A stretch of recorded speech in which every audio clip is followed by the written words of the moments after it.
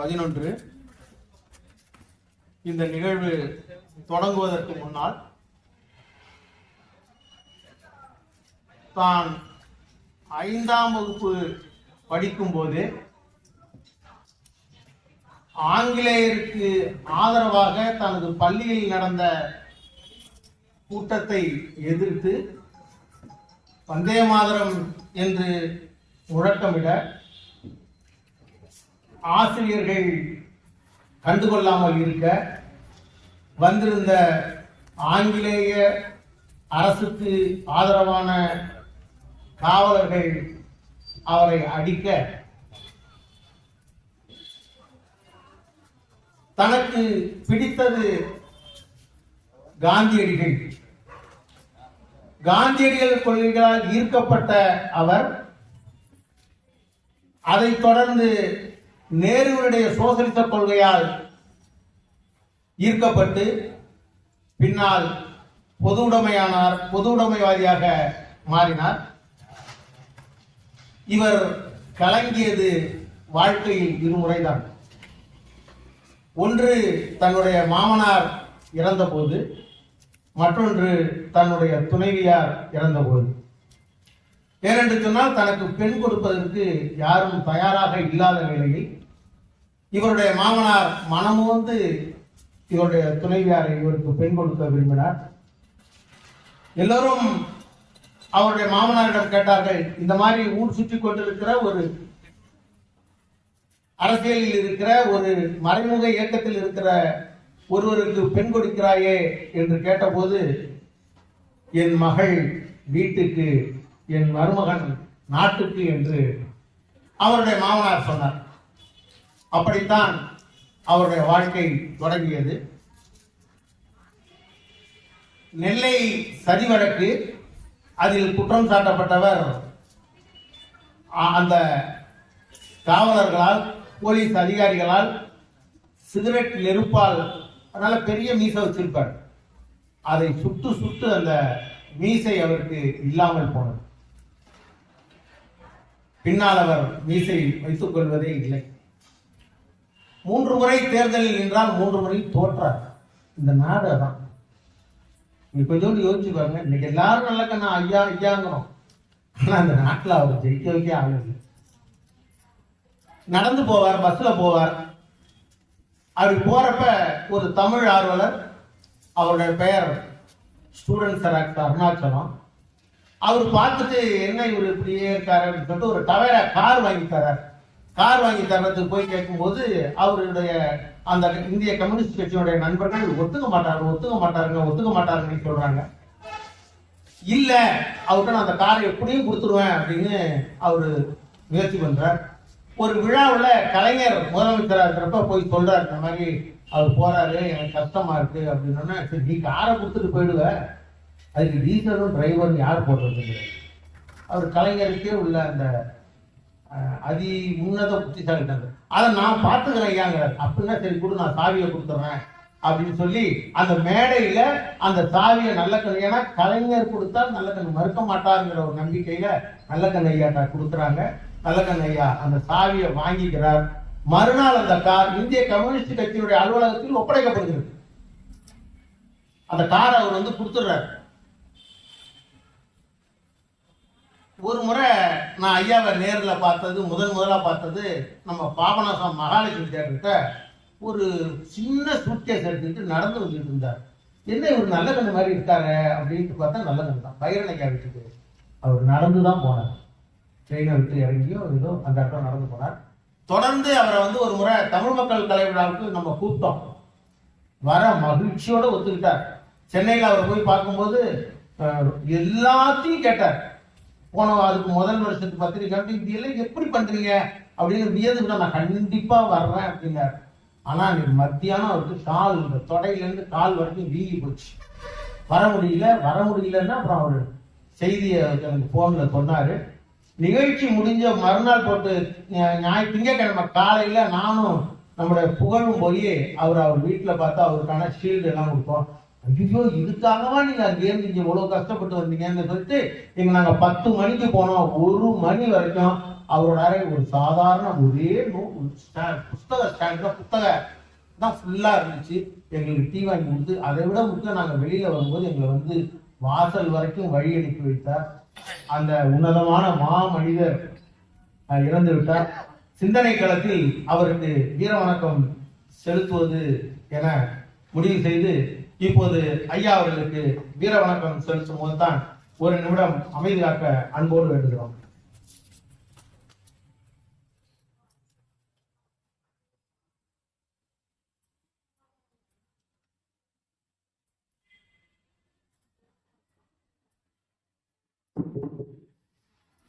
மாவட்ட பகுத்தறிவு கழகத்தினுடைய அமைப்பாளர் மாண்புமிகு திருஞான சம்பந்தம் அவர்களை வரவேற்புரையாற்ற அன்போடு அழைக்கின்றோம். பாபநாசம் ஒன்றிய பொதுத்தறிவாளர் கழகத்தின் சார்பாக கரிசலத்தில் நடைபெறும் சிந்தனை களம் 11க்கு தலைமையேற்றிருக்கும் பாபநாசம் ஒன்றிய திராவிட கழக செயலாளர் ஐயா சு கலியமூர்த்தி அவர்களே, இங்கு முன்னிலையேற்றிருக்கக்கூடிய பாபநாசம் பொதுத்தறிவாளர் கழகத்தின் ஒன்றிய தலைவர் ஐயா மாண்புமிகு மு. சேகர் அவர்களே, இங்கு சிறப்புரையாற்ற வந்திருக்கக்கூடிய ஆசிரியர் கி. வீரமணியின் வாழ்வியல் சிந்தனைகளை பற்றி ஒரு பெரிய ஆய்வரங்கத்தை நடத்த இருக்கக்கூடிய சிறப்புமிகு ஐயா மாண்புமிகு கரந்தை ஜெயக்குமார் அவர்களே, இங்கு நன்றியாற்ற இருக்கக்கூடிய பொதுத்தறிவாளர் கழகத்தின் உறுப்பினர் ஐயா மாண்புமிகு மா. துரைராஜ் அவர்களே, மற்றும் இங்கு வந்திருக்கக்கூடிய எல்லோரும் பேரையும் தனித்தனியாக அழைக்காமல் அனைவரையும் வருக வருக என அழைத்து விடைபெறுகிறேன். நன்றி, வணக்கம். முன்னிலை ஏற்கும் மு. சேகர் அவர்கள் ஒரு சில நிமிடங்கள் உரையாற்றும்படி அன்போடு அழைக்கின்றோம். இவருக்கும் வணக்கம். நேரத்தின் அருமை கருதி விழா நிகழ்ச்சிகள் சிறப்புற நடக்க வேண்டி வாழ்த்தி விடைபெறுகிறேன். நன்றி, வணக்கம். அடுத்து தலைமையேற்றிருக்கக்கூடிய திராவிட கழகத்தினுடைய ஒன்றிய செயலாளர் மதிப்புக்குரிய சு. கலியமூர்த்தி அவர்கள் ஒரு சில நிமிடங்கள் உரையாற்றும்படி கேட்டுக்கொள்கிறோம். சிந்தனை களம் 11 வருகை தந்துள்ள தலைமை சிறப்புரையாற்ற வருகை தந்துள்ள மானுட போற்றுவோம் திருமிகு கரந்தை ஜெயக்குமார், ஆசிரியர், எழுத்தாளர், வலை பொறியாளர், யூடியூபர் அவர்களே, வரவேற்புரை ஆற்றிய மாண்புமிகு திருஞான சம்பந்தம் கும்பகோணம் கழக மாவட்ட பகுத்தறிவாளர் கழகத்தினுடைய அமைப்பாளர் அவர்களே, முன்னிலை வகிக்கின்ற பாபநாசம் ஒன்றிய பகுத்தறிவாளர் கழகத்தினுடைய ஒன்றிய தலைவர் மாண்புமிகு மு. சேகர் அவர்களே, முன்னிலை வகிக்க வருகை தர உள்ள ஒன்றிய திராவிட கழகத்தினுடைய தலைவர் மாண்புமிகு தங்க பூவானந்தம் அவர்களே, நன்றி உரையாற்ற வருகை தந்துள்ள மாண்புமிகு மா. துரையரசன் அவர்களே, மற்றும் இந்நிகழ்வினை கண்டுள்ள வருகை தந்துள்ள அத்துணை நிர்வாக பொறுப்பாளர்களுக்கும் தோழர்களுக்கும் பள்ளி குழந்தைகளுக்கும் ஆசிரியர்களுக்கும் எனது நெஞ்சார்ந்த வணக்கத்தை முதலில் உரித்தாக்குகிறேன்.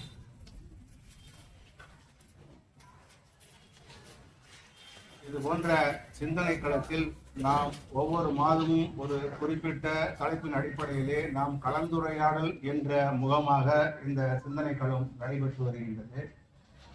இப்பொழுது நடைபெறுகின்ற சிந்தனை களம் ஆசிரியர் மாண்புமிகு வீரமணி அவருடைய வாழ்வியல் சிந்தனைகள் என்ற அடிப்படையில் அவர் எழுதுகின்ற எழுத்துக்களின் சாரங்கள், அதனுடைய தொகுப்புகளினுடைய விளக்கமாக ஆசிரியர் அவர்கள் நமக்கு கருத்துரை வழங்கிட உள்ளார்கள். அந்த அடிப்படையிலே நானும் சில கருத்துக்களை உங்களுடன் முன்மொழிய கடமைப்பட்டுள்ளேன். தற்பொழுது நமது இந்தியா என்ற ஒரு நாடு மொழிவரி மாநிலமாக பிரித்து நாம் ஆண்டு கொண்டிருக்கின்றோம், வாழ்ந்து கொண்டிருக்கின்றோம். அந்த மொழியிலே மொழி மாநிலமாக, அதாவது மாநில மொழி அந்தஸ்து இல்லாத ஒரு மொழி சமஸ்கிருதம். இதற்காக மட்டுமே மத்திய அரசு என்றக்கூடிய ஒன்றிய அரசு பல வேறுபட்ட நிதிகளை, அதாவது ஆயிரம் கோடிக்கு மேற்பட்ட நிதிகளை அந்த மொழிக்காக, அதனுடைய வளர்ச்சிக்காக வழங்குகின்றது.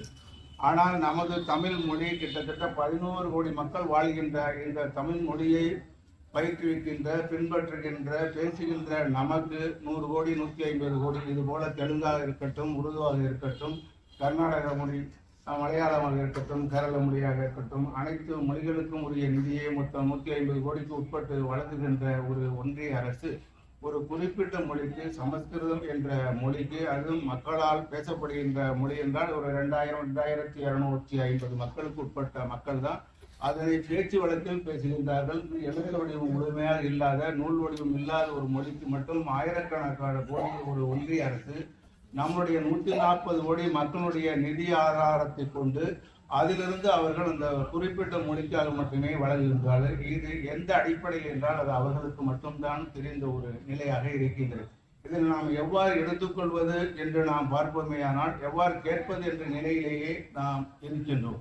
ஒரு நாடு என்றால் தமிழ்நாடு, தமிழ்நாட்டினுடைய மக்கள், தமிழ்நாட்டில் இருக்கக்கூடிய அதாவது அதிகாரிகள் என்று சொல்லக்கூடிய அமைச்சர்கள், முதலமைச்சர்களுக்கு உட்பட்டவர்கள் நாம். ஒரு அரசாங்கம் என்று சொல்லக்கூடிய இந்திய அரசு, அதற்கு மாநிலங்கள் தான் அமைப்பு, அதற்கு மக்கள் கிடையாது.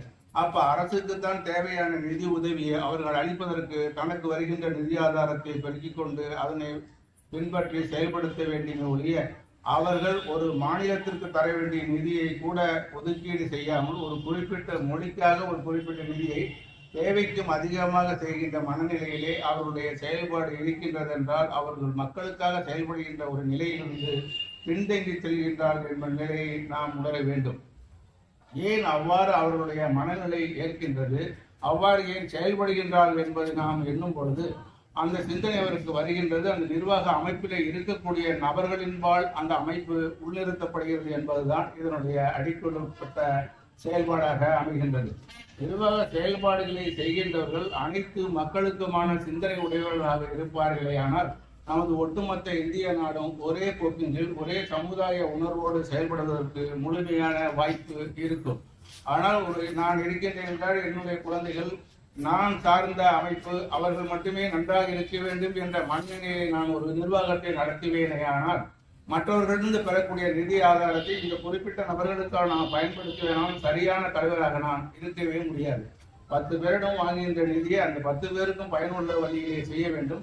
அல்லது ஒவ்வொரு காலகட்டத்திலேயாவது பிரித்து செய்வதாக இருந்தால் கூட, ஏன்னா ஒரே நேரத்தில் இந்த 10 பேருக்கு முதலீடு செய்யக்கூடிய நிலையிலே அந்த நிதி ஆதாரம் இல்லாத பொழுது 2 பேருக்காக செய்தால் கூடிய அந்த காலகட்டத்துக்குள்ள அனைவருக்கும் அந்த பங்கீடு செல்வது போல ஒரு நிர்வாகம் அமைந்தால் ஒழிய அது சமத்துவமான நிர்வாகமாக அமைய முடியும். ஆனால் அந்த நிலை கடந்த 10 ஆண்டுகளுக்கு மேலாக ஒரு நிர்வாகத்தை ஆட்சி செய்து இருக்கின்ற ஒரு மத்திய அரசு அந்த நிலைப்பாட்டிலிருந்து பிறண்டு வருகின்றது, அதிலிருந்து தவறிழப்பு வருகின்றது. இதையும் நாம் பார்க்கின்றோம், அனைவருக்கும் நமக்கு தெரிகின்றது. இதற்கெல்லாம் மறுத்தளிக்கப்படுகின்ற விஷயத்தை நாம் கேட்பதற்கு வாய்ப்பில்லாத சூழ்நிலை எவ்வாறு இருக்கின்றது என்றால் அது கல்வியால் மட்டுமே என்று நான் கருதுகின்றேன்.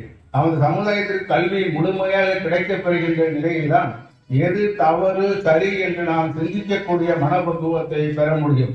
தற்பொழுது நாம் சிறந்த ஒரு நிதி ஆதாரத்தை பெற வாய்ப்புடைய நிலையிலே நாம் தோன்றினாலும் நமக்கு முழுமையான கல்வி நமக்கு முழுமையாக கிடைக்கப்பெறாத காரணத்தினால் நாம் எந்த செயல்பாடை எப்பொழுது கேட்க வேண்டும், யார் மூலமாக கேட்க வேண்டும், எப்படி அதனை பெற வேண்டும் என்ற நிலைப்பாடு ஒட்டுமொத்த சமுதாய சிந்தனையாளர்களுக்கும் இல்லாமல் போகின்றது. அவர்கள் சமுதாயத்திற்கு ஏற்ப, அவர்களுடைய சூழ்நிலைகளுக்கு ஏற்ப, அவர்களுடைய வரவினத்திற்கு தன்னை ஆட்படுத்திக் கொள்கின்ற முகத்தால் மற்றவற்றை அவர்கள் கடந்து செல்கின்றார்கள். இதனை எல்லாம் நாம் போக்கி ஒரே நிலைப்பாடான சமுதாயமாக வாழ வேண்டுமானால் அரசு, ஆட்சி துறையில் இருக்கக்கூடிய அனைத்து அரசியல் தலைவர்களும் ஒரு நிலையான ஒரு எண்ணத்தை எடுத்துக்கொண்டு ஒட்டுமொத்த சமுதாய மக்களும் வாழ்வில் செழித்தோங்க எண்ணுற வேண்டும், கருத்தர பெற வேண்டும். அடுத்ததாக இன்றைய அரசாங்கத்தினுடைய செயல்பாடுகள் IAS, IPS, IFS இது போன்ற உயர்நிலை பொறுப்புகள் அவைகள் தான் நிர்வாகத்தை செய்கின்றன. இந்த நிர்வாக பொறுப்புகளில் நாம் இன்னும் நீதித்துறை இருக்கின்றது, அதையும் சேர்த்தால் 4 இருக்கின்றன. இவைகளில் நம்முடைய சமுதாயம், அதாவது பேக்வர்ட் கம்யூனிட்டி, ஷெட்யூல்ட் காஸ்ட் என்று சொல்லக்கூடிய இருவகை நிலைப்பாடு இருக்கக்கூடிய சமுதாயம் கூடுதலாக செல்ல முடியவில்லை. ஒட்டுமொத்த சமுதாயத்தில் 90% இருக்கக்கூடிய நாம் 10% குறைவான வேலை வாய்ப்பு மட்டுமே நாம் பெறுகின்றோம்.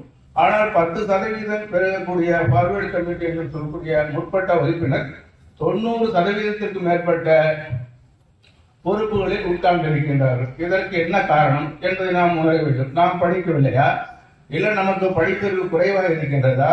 அந்த படிப்பறிவை தர வேண்டிய நிலையில் இருக்கக்கூடியவர்கள் யார்? அரசாங்கம். அந்த அரசாங்கம் 1947 சுதந்திரம் பெற்ற பொழுது, இந்த சுதந்திர இந்தியா பெற்ற நாளில் இருந்து 10 வருடத்திற்குள்ளாக அனைவரும் கல்வி பெற வேண்டும் என்று அரசாங்கத்தில் முடிவெடுக்கப்பட்டது. ஆனால் இன்றைக்கு எவ்வளவு காலமாகிவிட்டது? கிட்டத்தட்ட 78 வருஷங்கள், 80 வருஷங்கள் ஆகிய ஒரு நாட்டிலே நாம் முழுமையான கல்வியை பெறவில்லை. கையெழுத்து போட்டாலே கல்வியாளர்கள் என்ற நிலையிலே இருக்கின்றோம். இந்த நிலையெல்லாம் மீறி ஒட்டுமொத்த சமுதாயமும் செழித்துவங்க நாம் அனைவரும் ஒன்றிணைந்து செயல்பட வேண்டுமாய் கேட்டுக்கொள்கின்றேன். நன்றி, வணக்கம். ஐயா அவர்கள் ஏற்கனவே நமக்கு தெரிந்தவர் என்றாலும் அவருடைய சிறப்புகளை ஒரு நிமிடத்தில் அண்ணன் திருநாவுக்கரசு அவர்கள் வழங்கிட நேரத்தின் அருமை கருதி கேட்டுக்கொள்கிறேன். வணக்கம் அனைவருக்கும். இன்றைய சொற்பொழிவாளர் பெருமைக்குரிய கரந்தை ஜெயக்குமார் அவர்களை அறிமுகப்படுத்த வேண்டும் என்று அன்புநிலை சகோதரர் 60 வினாடிகளை எனக்கு கொடுத்து அதற்குள்ளே பேசி முடித்து சொல்லியிருக்கிறார்கள்.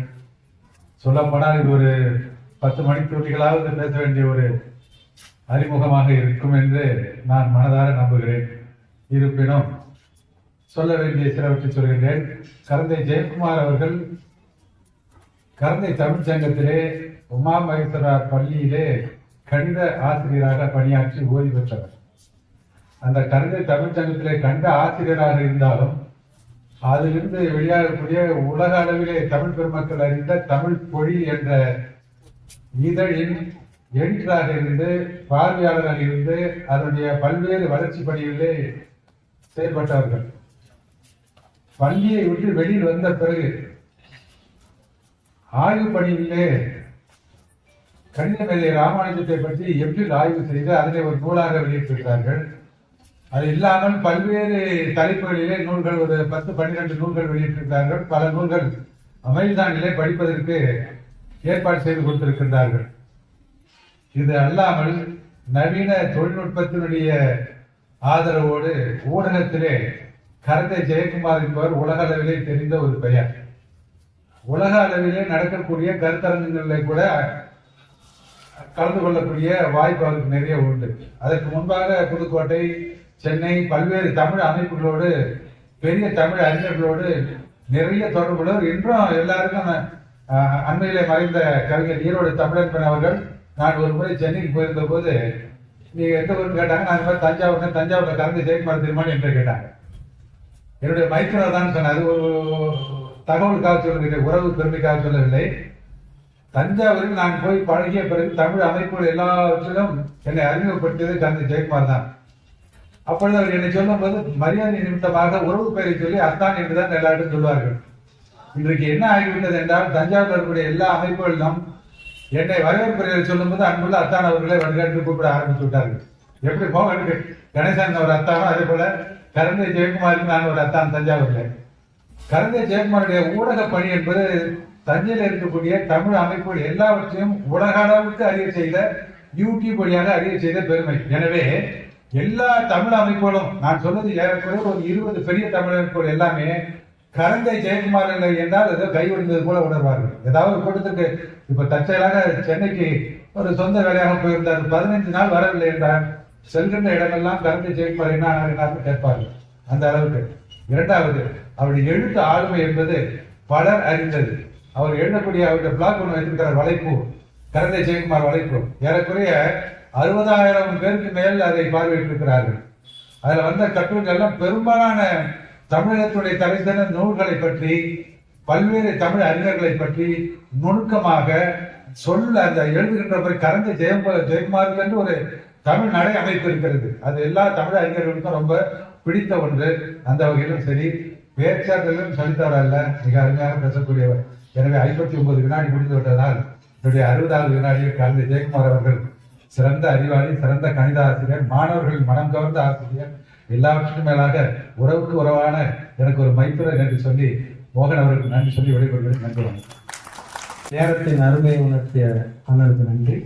இப்போது சிறப்புரை ஆசிரியர் கி வீரமணியின் வாழ்வியல் சிந்தனை ஓர் அறிமுகம் என்னும் தலைப்பில் மானிடம் போற்றுவோம் திருமிகு கரந்தை ஜெயக்குமார் அவர்கள் உரையாற்றுவார். பாபநாசம் ஒன்றிய பகுத்தறிவாளர் கழக சிந்தனை களம் 11 நிகழ்விற்கு தலைமையேற்று நடத்தி கொண்டிருக்கும் திராவிடர் கழக பாபநாசம் ஒன்றிய செயலாளர் மாணவகு சு கலியமூர்த்தி ஐயா அவர்களுக்கும், வரவேற்புரையாற்றி அமர்ந்திருக்கும் மாவட்ட பகுத்தறிவாளர் கழக அமைப்பாளர் மாணவகு க திருஞான சம்பந்தம் ஐயா அவர்களுக்கும், முன்னிலை ஏற்று சிறப்புடன் இந்நிகழ்வை நடத்தி கொண்டிருக்கும் திராவிடர் கழக பாபநாசம் ஒன்றிய தலைவர் மாணவகு தங்க பூவானந்தம் ஐயா அவர்களுக்கும், பகுத்தறிவாளர் கழக பாபநாசம் ஒன்றிய தலைவர் மாணவகு மு சேகர் ஐயா அவர்களுக்கும், நன்றியுரை ஆற்ற காத்திருக்கும் பகுத்தறிவாளர் கழக மாணவகு மா துரையரசன் அவர்களுக்கும், இந்நிகழ்வினை ஒருங்கிணைத்து சிறப்புடன் நடத்தி கொண்டிருக்கும் பகுத்தறிவாளர் கழகத்தினை சார்ந்த மாணவகு மு சேகர், மாணவகு கோவி பெரியார் கண்ணன், மாணவகு சே ஆனந்தகுமார், மாணவகு ச வரதராசன் ஆகியோருக்கும், என் நிகழ்வில் நான் பேசுவதற்கு வாய்ப்பளித்த மாணவகு வி மோகன் ஐயா அவர்களுக்கும், மோகன் ஐயா அவர்களும் என்னை அறிமுகப்படுத்திய என் அத்தான் கவிஞர் ப திருநாவுக்கரசு அவர்களுக்கும், இந்நிகழ்வில் கலந்து கொண்டிருக்கும் ராஜேந்திரன் ஐயா அவர்களுக்கும், சங்கர் ஐயா அவர்களுக்கும், நண்பர் அசோக் அவர்களுக்கும், பட்டுக்கோட்டை அழகிரி மெட்ரிக் பள்ளி முதல்வர் தீபக் அவர்களுக்கும், பட்டுக்கோட்டை அழகிரி மெட்ரிக் பள்ளி ஆசிரியர்களுக்கும், இங்கு குழுமி இருக்கும் சகோதர சகோதரிகள் அனைவருக்கும் முதற்கண் எனது நன்றி கலந்த வணக்கத்தை உரித்தாக்கி மகிழ்கின்றேன். வாழ்வியல் சிந்தனைகள் பாகம் 4 புத்தகத்தை கொடுத்து மோகன் ஐயா என்கிட்ட அந்த புத்தகத்தை பத்தி பேசணும்னு சொன்னாங்க. இந்த வாழ்வியல் சிந்தனைகள் நூல்ங்கிறது மாணவருக்கு வீரமணி ஐயா எழுதிய புத்தகத்தை கொடுத்திருந்தாங்க. இந்த புத்தகத்துக்குள்ள நுழையதுக்கு முன்னாடி ஆசிரியர் ஐயா அவர்களை பற்றி ஒரு சில நிமிடங்கள் சில செய்திகளை பகிர்ந்து கொள்ள விரும்புகிறேன். திராவிடர் கழக வேர்களும் விழுதுகளுமாய் அமர்ந்திருக்கிற உங்கள்கிட்ட போய் நான் ஆசிரியர் ஐயா அவர்களை பத்தி பேசுறேன்னு வச்சுங்களேன், அது கொல்லர் தெருவில் ஊசி விட்ட கதைங்கிறது எனக்கு நல்லா தெரியுது. எனக்கு இருந்தாலும் அந்த மரபு கருதி சில செய்திகளை மட்டும் நான் இங்கே பேச விரும்புகிறேன். இன்னைக்கு இருக்கிற தலைவர்களையே பேச்சு, படிப்பு, எழுத்து இந்த 3 வார்த்தையை சொன்னோம்னா, இந்த 3 வார்த்தைகளின் முழு வடிவம் எடுத்துக்கிட்டோம்னா இன்னைக்கு இருக்க ஆள் நம்மள்ட்ட ஆசிரியர் ஐயா மட்டும்தான் இருக்காங்க. ஆசிரியர் ஐயா அவர்கள் பாத்தீங்கன்னா பிறவி பேச்சாளர். நம்ம எல்லாரும் பிறந்தோம், தவழ்ந்தோம், பேச ஆரம்பிச்சோம் நம்ம. ஆனா ஐயா பேசுற பேச்சுக்கும் நமக்கும் எந்த விதமான சம்மதமும் கிடையாதுங்க. அது மாதிரி பிறவி பேச்சாளர்.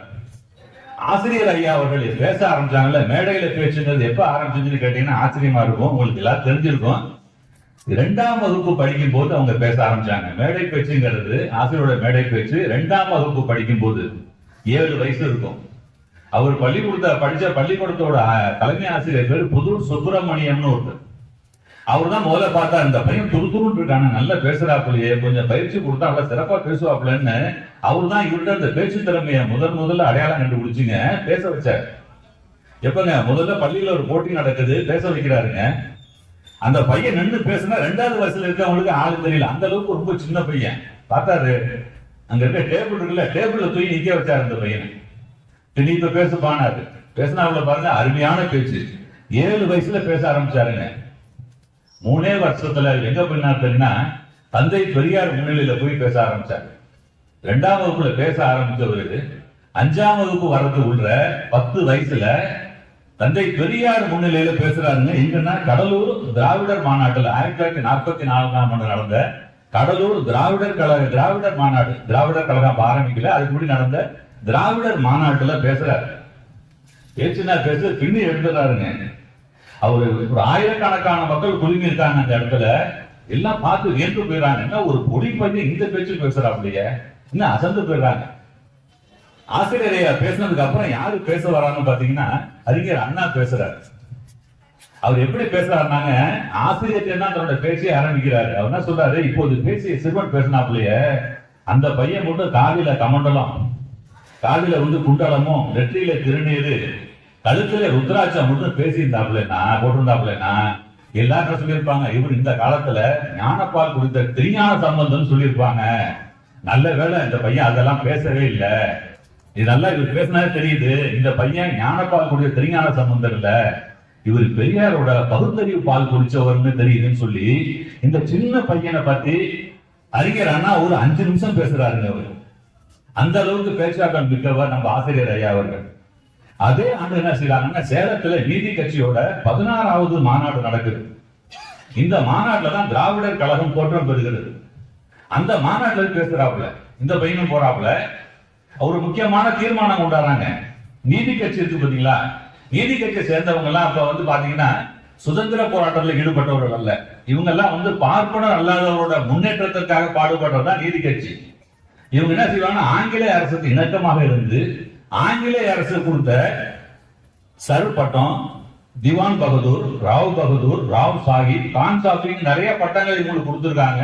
சில நிறைய பேர் பதவியிலும் இருக்காங்க. இந்த மாநாட்டில் என்ன செய்யறாங்கன்னா, அண்ணாதுரை தான் முதல்ல ஒரு தீர்மானத்தை முன்மொழிஞ்சு பேசுறாரு. இன்னுமே நாம எல்லாருமே அந்த ஆங்கிலேயர் கொடுத்த இந்த ராவ் பட்டங்கள் எல்லாம் நம்ம துறக்கணும்னு ஒரு தீர்மானத்தை கொண்டு வந்துங்க. அதை முன்மொழிஞ்சு பேசுறாரு அறிஞர் அண்ணா.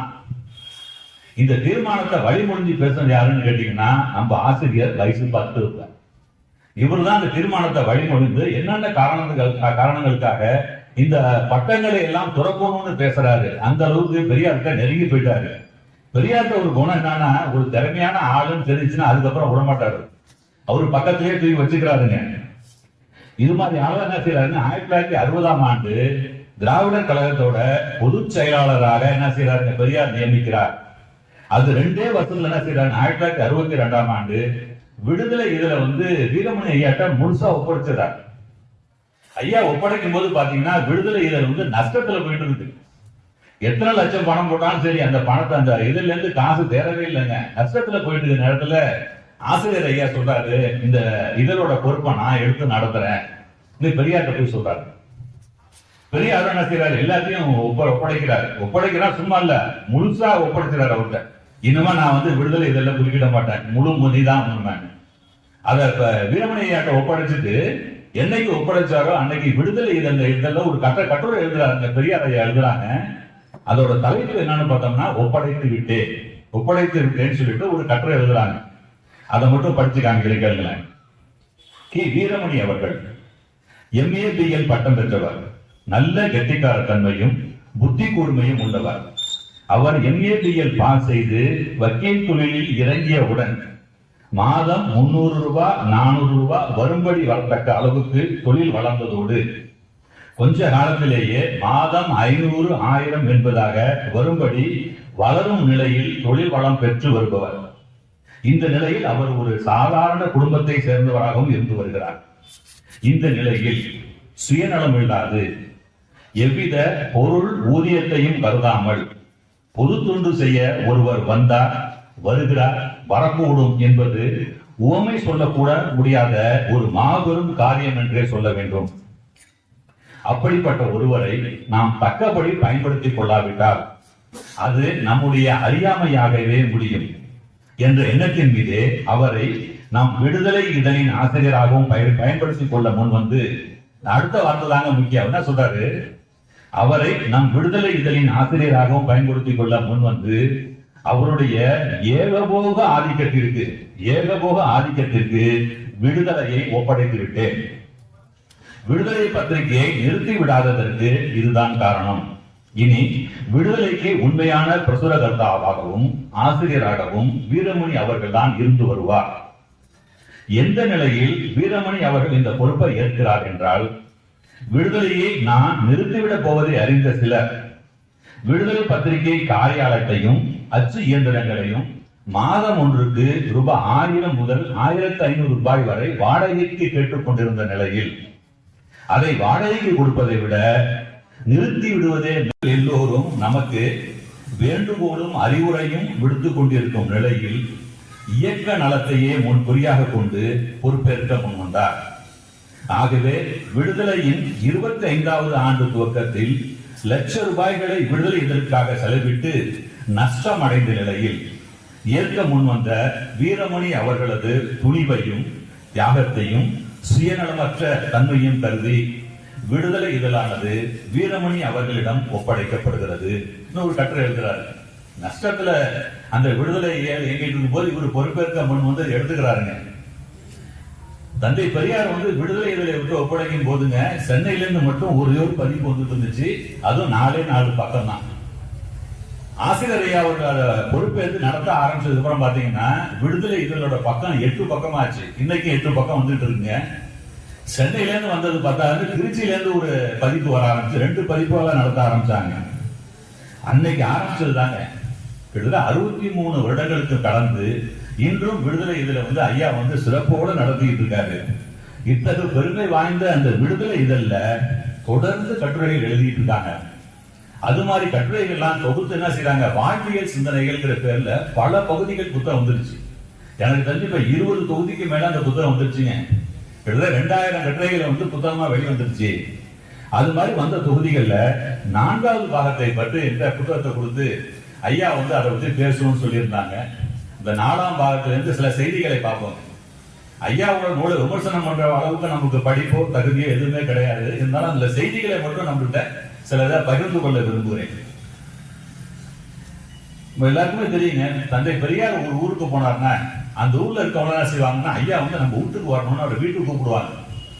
தந்தை பெரியார் ஐயா வந்து எல்லாத்துக்கும் ஒவ்வொருத்துக்கும் ஒரு கட்டணம் வச்சிருப்பாங்க. நம்ம எல்லாத்துக்கும் தெரியும். ஒரு தொண்டர் கூப்பிடுறாரு வீட்டுக்கு, நீங்க வந்து எங்க வீட்டுக்கு வரணும் ஐயாங்கிறாங்க. வரேன்னு ஒருத்தருக்கிட்ட என்ன செய்யறாருங்க, ஒரு வேன்ல அந்த வீட்டுக்கு போற தொண்டரோட வீட்டுக்கு போறாங்க.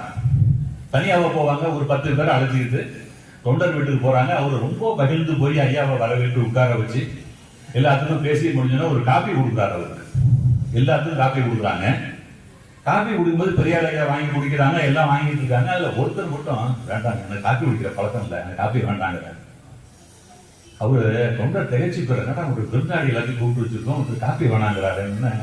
என்ன டீ போட்டு எடுத்து வரட்டுமா, இல்ல டீ வேணாம்னு சொல்லுங்க, ஒரு ஜூஸ் போட்டு கொண்டாருங்கிறாரு. அதெல்லாம் ஒண்ணும் வேணாங்க, எனக்கு குடிக்கிற பழக்கம் இல்லைங்க, விட்டுடுங்கிறாப்புல. இருங்க, நீங்க வந்துட்டு எதுவும் குடிக்காம போகக்கூடாதுன்னு ரொம்ப பதட்டமா போய் என்ன செய்யறாருன்னு போய் என்ன இருக்குன்னு பார்த்து ஒரு டம்ளர்ல மோர் கொண்டாடுற, மோரை கொண்டாந்து குடிங்கிறாரு. இல்ல பரவாயில்ல வேண்டாங்கிற. இல்லைங்க, நீங்க வந்துட்டு நீங்க எதுவும் குடிக்காம போகக்கூடாது, அதனால இந்த ஒரு மோரை நாள் கட்டாயம் குடிச்சாகணும்னு கட்டாயப்படுத்தும் போது அவர் என்ன செய்யறாரு, வேண்டாம் வெறுப்பா வாங்கி அதை குடிச்சிட்டு கொஞ்ச நேரம் பேசிட்டு தான் கிளம்பிடுறாங்க. எல்லாம் வேன்ல ஏறினதுக்கு அப்புறம் தந்தை பெரியார் திரும்பி அவரை பாக்குறாரு. ஏன்பா, ஒரு வீட்டுக்கு போனா கொடுக்கறத வாங்கி குடிக்கிறது இல்லையா, என்ன வேண்டாங்கிறீங்க, எல்லாரும் உங்களை பார்க்கணுமாங்க, என்ன பழக்கம் அதெல்லாம் சொல்லி கண்டிக்கிறாரு. ஆசிரியர் ஐயா எழுதாரு, அந்த நிகழ்ச்சிக்கு அப்புறம் யார் வீட்டுக்கு போய் எது கொடுத்தாலும் வாங்கி குடிக்க ஆரம்பிச்சுட்டேன். ஏன்னா வேணான்னு சொன்னது நம்ம ஆசிரியர் ஐயா தான். அதையே வந்து ஒரு கட்டுரையா எழுதியிருக்காங்க. நம்ம தொண்டர் வீட்டுக்கு போனோம்னா தொண்டர் நமக்கு மனமும் வந்து என்ன கொடுக்குறாங்களோ அதை சந்தோஷமா வாங்கி சாப்பிட வேண்டியது, குடிச்சதை குடிக்க வேண்டியதுதான் நம்ம கடமைங்கிறத ஐயா கிட்ட கத்துக்கிட்டேன் நானு. அந்த ஒரு நயத்தக்க நாகரிகம் ஐயா கிட்ட இருந்துச்சுன்னு சொல்லி ஒரு கட்டுரையில ரொம்ப சிறப்பா எழுதியிருக்காங்க. ஐயா அவரோட கடைசி காலத்துல எல்லாரும் சொல்றாங்க அவர்கிட்ட, இந்தாங்க நீங்க போய் மக்கள்கிட்ட போய் கசப்பு மருந்தா கொடுத்துட்றீங்க, நேற்று ஒரு குண்டை தூக்கி போட்டீங்க, இன்னைக்கு ஒரு குண்டை தூக்கி போட்டீங்க, அது சரியில்லை இது சரியில்லைன்னு சொல்லிக்கிட்டே இருக்கீங்களே, ஒரு மருத்துவத்தை போனா கூட கசப்பு மருந்து கொடுக்கணும்னா கொஞ்சம் சர்க்கரையை சேர்த்துங்க, ஒரு தேர்ல கலந்து கொடுப்பாங்க, நீங்க எதுவுமே இல்லாம கசப்பு மருந்தாவே கொடுத்துட்றீங்களேன்ற போது பெரியார் ஐயா சொல்றாங்க, எனக்கு அப்புறம் இது மாதிரி என்ன மாதிரி துணிச்சலா தைரியம் பேசுறதுக்கு யாரையா வருவா, நான் அதனால பேசிதான் ஆகணும், எனக்கு வயசாயிடுச்சு, இப்ப நான் இப்ப ஏற்கனவே வீட்டுல ஒரு காலம் சுடுகாட்டுல ஒரு காலம் வச்சுட்டு இருக்கேன், எனக்கு நின்று நிதானமா பேசுறதுக்கெல்லாம் நேரமே இல்லை, அதனால கிடைக்கிற நேரத்தை பயன்படுத்திக்கிட்டு நான் சொல்ல வந்த செய்தியை முழுசா அந்த மனிதர்களுக்கு சொல்லணும்னு நினைக்கிறேன்ங்கிற மாதிரி சொல்லி நம்ம கிடைக்கிற ஒவ்வொரு சந்தர்ப்பத்தையும் நம்ம முழுசா பயன்படுத்திக்கணுங்கிற ஒரு செய்தியை சொல்றாங்க. தந்தை பெரியாருக்கும் ராஜாஜிக்கும் உள்ள தொடர்பு எல்லாமே நமக்கு தெரியும். 2 பேரும் கொள்கைகள வெவ்வேறு துருவங்கள், ஆனாலும் சிறந்த நட்பால வந்து ரொம்ப நெருங்கிய நட்பு கொண்டவர். ராஜாஜி வந்து இறந்துடுறாரு. இறந்து போனோம பெரியார் ஐயா துக்கம் விசாரிக்க போறாங்க. போயிட்டு அதுக்கப்புறம் நடக்கிற இறுதி சடங்குகளை கலந்துக்கிறதுக்கு சுடுகாட்டுக்கே போயிடுறாங்க. அப்பெல்லாம் வந்து தந்தை பெரியார் ஐயா அவர்களுக்கு நடக்க முடியாத நிலைமை, நிக்க விட முடியாது. அவர் சக்கர நாட்களில் உட்கார வச்சு மூத்தர பையை பிடிச்சிக்கிட்டு தான் சுடுகாட்டுக்கு போறாங்க. சக்கர நாள் தள்ளிட்டு போறாங்க. சுடுகாட்டுல உட்கார்ந்துக்கிட்டு ராஜாஜி இறந்து போய் என்ன சடங்கு செஞ்சிருப்பாங்க அங்க, அதை பார்த்துட்டு உட்கார்ந்துருக்காரு. ஏன்னா நம்ம நட்புக்கு மரியாதை கொடுக்கணும்னு வந்து அவங்க செய்யற சடங்கை பார்த்துட்டு சுடுகாட்டுல சக்கர நாற்காலியில மூத்திர பையை பிடிச்சிட்டு உட்கார்ந்துருக்காரு. அப்ப எல்லாம் வர்றாங்க. அப்ப என்ன செய்யறாருங்க, அன்றைய இந்திய ஜனாதிபதி ஈவி கிரி வந்து அதை இறுதி சடங்கு அவருக்கு மரியாதை செய்ய வர்றாரு. ஒரு தமிழ்நாட்டின் முதல்வராக இருந்த ஒருத்தர் இறந்திருக்காரு, அவருக்கு இறுதி சடங்கு நடக்குது. ஆனா வர்றவங்களுக்கு வந்து உட்கார்றதுக்கு எந்த விதமான ஏற்பாடும் இல்லை. முதல் குடிமகன் வந்து நின்றுட்டு பாக்குறாரு, கிரி நின்றுட்டு இருக்காரு. பெரியார் திரும்பி பாக்குறாரு, என்னடா ஜனாதிபதி நிக்கிறாரு, நம்ம சேர்ல உட்கார்ந்து இவரால் நிக்க முடியாது, ஆனா சேர்ல உட்கார்ந்து இருக்காரு. என்ன செய்யற, உடனே போட்டு பக்கத்துல பாப்பா என்ன பிடிச்சி கீழே இறக்கி விட்டுன்னு சொல்லி சேர்ல இருந்து கீழே இறங்கி தரையில சமணம் போட்டு உட்கார்ந்துட்டு விபியை கூப்பிட்டு நீங்க சேர்ல உட்காருங்கிறாரு. இல்ல வேண்டாங்க, இல்லங்க நீங்க வந்து இந்த நாட்டோட முதல் குடிமகன், நீங்க நிக்க கூடாது, நீங்க ஏன் சேர்ல உட்காருங்கன்னு இவரோட சக்கர நாற்காலியில உட்கார வைக்கிறார். அங்க பார்த்தவங்க எல்லாம் அசந்து போறாங்க, என்னடா இப்படி பெரியார்கிட்ட இப்படி ஒரு எளிமை இருக்கா, இப்படி ஒரு அடக்கம் இருக்காங்கிற மாதிரி எல்லாம் பார்த்தவங்க நெகிழ்ந்து போயிடுறாங்க. உலகமே அதை கண்டு நெகிழ்ந்து போயிடுச்சுங்கிற ஒரு பதிவு ஐயா பதிப்பா பண்ணியிருக்காங்க. இதுல ஒரு கதை ஒன்று சொல்றாங்க. 2 புத்த பிட்சுக்கள் தெரியும் நமக்கு, பௌத்த துறவிகள் 2 பேர், ஒருத்தர் வயசானவர், ஒருத்தர் இளைஞர், 2 பேர் நடந்து போறாங்க. இந்த இளைஞர் எப்படி ஆளை பார்த்தீங்கன்னா அப்படியே ஜிம்முக்கு போய் அப்படியே பாடி டெவலப் பண்ண மாதிரியான ஒரு இளைஞர் வாட்ட சாட்டமா நடந்து போறாருங்க. குறுக்க ஒரு ஆறு வருது, ஆற்றை கடந்து அடுத்த பக்கம் போன பாலெல்லாம் கிடையாது, பழைய காலத்துல பாலம் கிடையாது. இடுப்பு அளவுக்கு மேல தண்ணி போடுது, தண்ணியும் வேகமா போகுது, கொஞ்சம் அசத்தா தண்ணி நம்ம இழுத்துட்டு போகுது, அது மாதிரி தண்ணி ஓடுது. அதுல 2 பேரும் இறங்கி ஆற்றை கலக்க போறாங்க. அப்ப சாமி சாமின்னு ஒரு பொருள் கேட்குது. திரும்பி பார்க்கறாங்க, ஒரு இளம் பெண், ஒரு அழகான இளம் பெண்ணாங்க ஓடி வராங்க. சாமி நான் அக்கறைக்கு போகணும் சாமி, என்ன எப்படியாவது கொண்டு போய் அக்கறையில் இறக்கி விட்டுருங்க என்னன்னு சொல்லிட்டு அந்த இளம் புத்த பிட்சுவை பார்த்து கேட்கறாங்க. அந்த ஆள் சொல்றாரு, இம்மா நீ பக்கத்துல வர வந்தாலும் போமா, நீ நான் ஒண்ணு பக்கத்துல என்ன தொட்டனாலும் என்னோட விருத பங்க நேர்ந்துடும், நாங்கெல்லாம் புத்த பிட்சு எங்கிட்டலாம் வரக்கூடாதுங்கம்மா, நீங்க போக உன்னை நான் அழைச்சிட்டு போக முடியாதுன்னு மறுக்கிறாப்புல. வேற யாரும் தான் அவங்களுக்கு உதவி கேளுங்கிறாரு. ஏன் சுத்தி பாருங்க, யாருமே இல்லைங்க அந்த இடத்துல, மொட்டை தீவா கிடக்கு. நான் ஒரு அவசர வேலையா போகணுங்க அந்த இடத்துல, என்னால முடியாதுனால நீச்சல் தெரியாது, தண்ணி வேகமா போயிட்டு இருக்கு, நடுப்புற தவறி விழுந்துட்டானா ஆத்தோட போயிடுவேன், நான் எப்படியாவது கொண்டு விடுங்கிறாரு. அந்த இளம் துறவி முடியவே முடியாதுன்னு மறுக்கிறாப்புல. அதுக்கப்புறம் அந்த பெரிய துறவிட்ட பாத்தியா, நீங்கனாலும் கொஞ்சம் மனசு வச்சு என்னை வந்து அக்கறையில் இறக்கி விடுங்க. அவர் வாமா போமான்னு அழைச்சிட்டு என்ன செய்யறாருங்க, அந்த பொண்ணை தூக்கி தான் தோல்ல வச்சுக்கிறாரு. தட்டு தரு மாதிரி அந்த வேகத்துல போய் அக்கறையில போய் இறக்கி விட்டுறாரு, பத்திரமா இறக்கி விட்டுறாரு. அந்த பொண்ணு உடனே சாமி காலில் விழுந்து என்ன ஆசீர்வாதம் பண்ணீங்கன்னு ரொம்ப நன்றியான்னு சொல்லி வணங்கிட்டு அந்த அம்மா போயிடுறாங்க. இந்த இளம் புத்த பிடிச்சி பார்த்துக்கிட்டே இருக்காரு. இந்த பெரிய ஆளை பத்தி நம்ம என்னமோ நினைச்சோம், ஆளு வில்லகமான ஆளா இருக்காரு போல இருக்க. நம்ம யாரு, நம்ம புத்த பிடிச்சிருக்க, நம்மலாம் பெண் ஆடையே நமக்கு கூடாது, அந்த பொண்ணை தொட்டு தோல்ல வேற தூக்கி வச்சுட்டு இந்த ஆளு பாட்டி எனக்கனாலும் வர்றாங்க, இந்த ஆளை பத்தி நமக்கு ஒரு நாள் தெரியாம போயிடுச்சுன்னு மனசுல நினைச்சுக்கிட்டே வர்றாரு. அவர்கிட்ட கேட்கணும்னு நினைக்கிறாரு.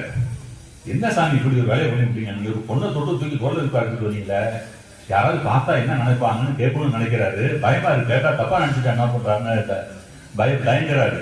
இருந்தாலும் ரொம்ப நேரம் அந்த மனசுக்குள்ள அந்த கேள்வியை வைக்க முடியல.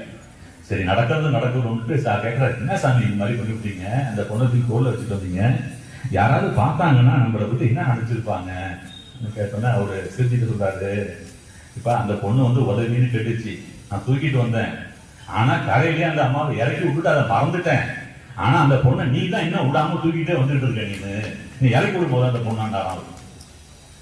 அதாவது நமக்கு தேவையற்ற செய்திகளை போய் மனசுல போட்டு நம்ம மனசை குப்பை தொட்டியா மாத்திக்க கூடாது. எல்லா செய்தியும் நீங்க என்ன செய்யுங்க, அப்பப்ப மறந்துடணும். அதுதான் நம்ம மன அமைதிக்கு நல்லதுங்கிற ஒரு சிறப்பான கட்டுரை இந்த நூல் இடம்பெற்றிருக்குங்க.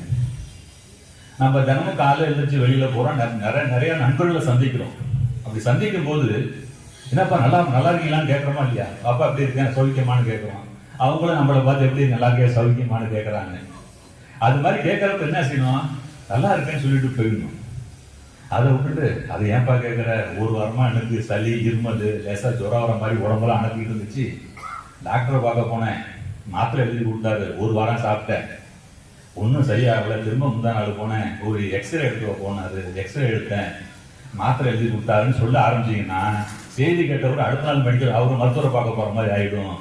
அதனால யாராவது நல்லா இருக்கேன்னு கேட்டாங்கன்னா நல்லா இருக்கேன்னு சொல்லிட்டு அதுக்கப்புறம் உங்க 2 பேருக்கு வெளியான பொதுவான விஷயங்களை பத்தி பேசுங்க. நீங்க தேவையில்லாம உங்களோட மருத்துவ எல்லாத்தையும் கொண்டாந்து அதனால நோக்கடிக்காதீங்கிற மாதிரி ஒரு அருமையான ஒரு கருத்துரை சொல்லியிருக்காரு. இன்னொன்னு மன அழுத்தம் நம்ம எல்லாத்துக்குமே இருக்குப்ப. எல்லாமே டென்ஷனா இருக்கேன்னு நம்ம அதிகமா அந்த டென்ஷன்ங்கிற வார்த்தையை பயன்படுத்திட்டு இருக்கோம். அந்த டென்ஷன் இருக்கக்கூடாதுங்கிறாங்க. இன்னைக்கு நிலைமையை பார்த்தோம்னா சில நேரத்தில் அந்த ஃபேஸ்புக் எல்லாருமே வச்சிருப்போம். அந்த ஃபேஸ்புக்ல பாத்தீங்கன்னா ஒரு தடவை பாக்குறாங்க, ஒரு லேடி போட்டிருக்காங்க, டுடே ஐ ஆம் அப்செட் பதிவு போட்டிருக்காங்க. அதுக்கு 50 பேர் லைக் பண்ணிருக்காங்க. அப்செட்னு சொன்னதுக்கு 50 பேர் லைக் பண்றாங்க. அது மாதிரி ஆயிடுச்சு. நீங்க பள்ளிக்கூடத்துக்கு போற பையன் போய் பேசுனீங்கன்னா கூட கொஞ்ச நேரத்துக்கு ஒன்றும் பேசாதுங்க, ரொம்ப டென்ஷனா இருக்கேங்கிறாங்க. இப்ப எல்லாம் என்ன சொல்றாங்க, நம்ம மாதிரி மன அழுத்தத்துல இருக்கிறது தப்புன்னு சொல்லிட்டு இருக்கும்போது சிங்கப்பூர்ல இருக்க ஒரு எழுத்தாளர் ஜிம்மி தியோங்கிறவர் ஒரு புத்தகம் எழுதியிருக்காங்க. A legacy to my sons, a treasure of valuable thoughts எழுதியிருக்காரு. அவர் என்ன சொல்றாரு, மன அழுத்தம்ங்கிறது உண்மையிலேயே நமக்கு நல்லது. மன அழுத்தம் வந்துச்சுன்னா பயப்படாதீங்க.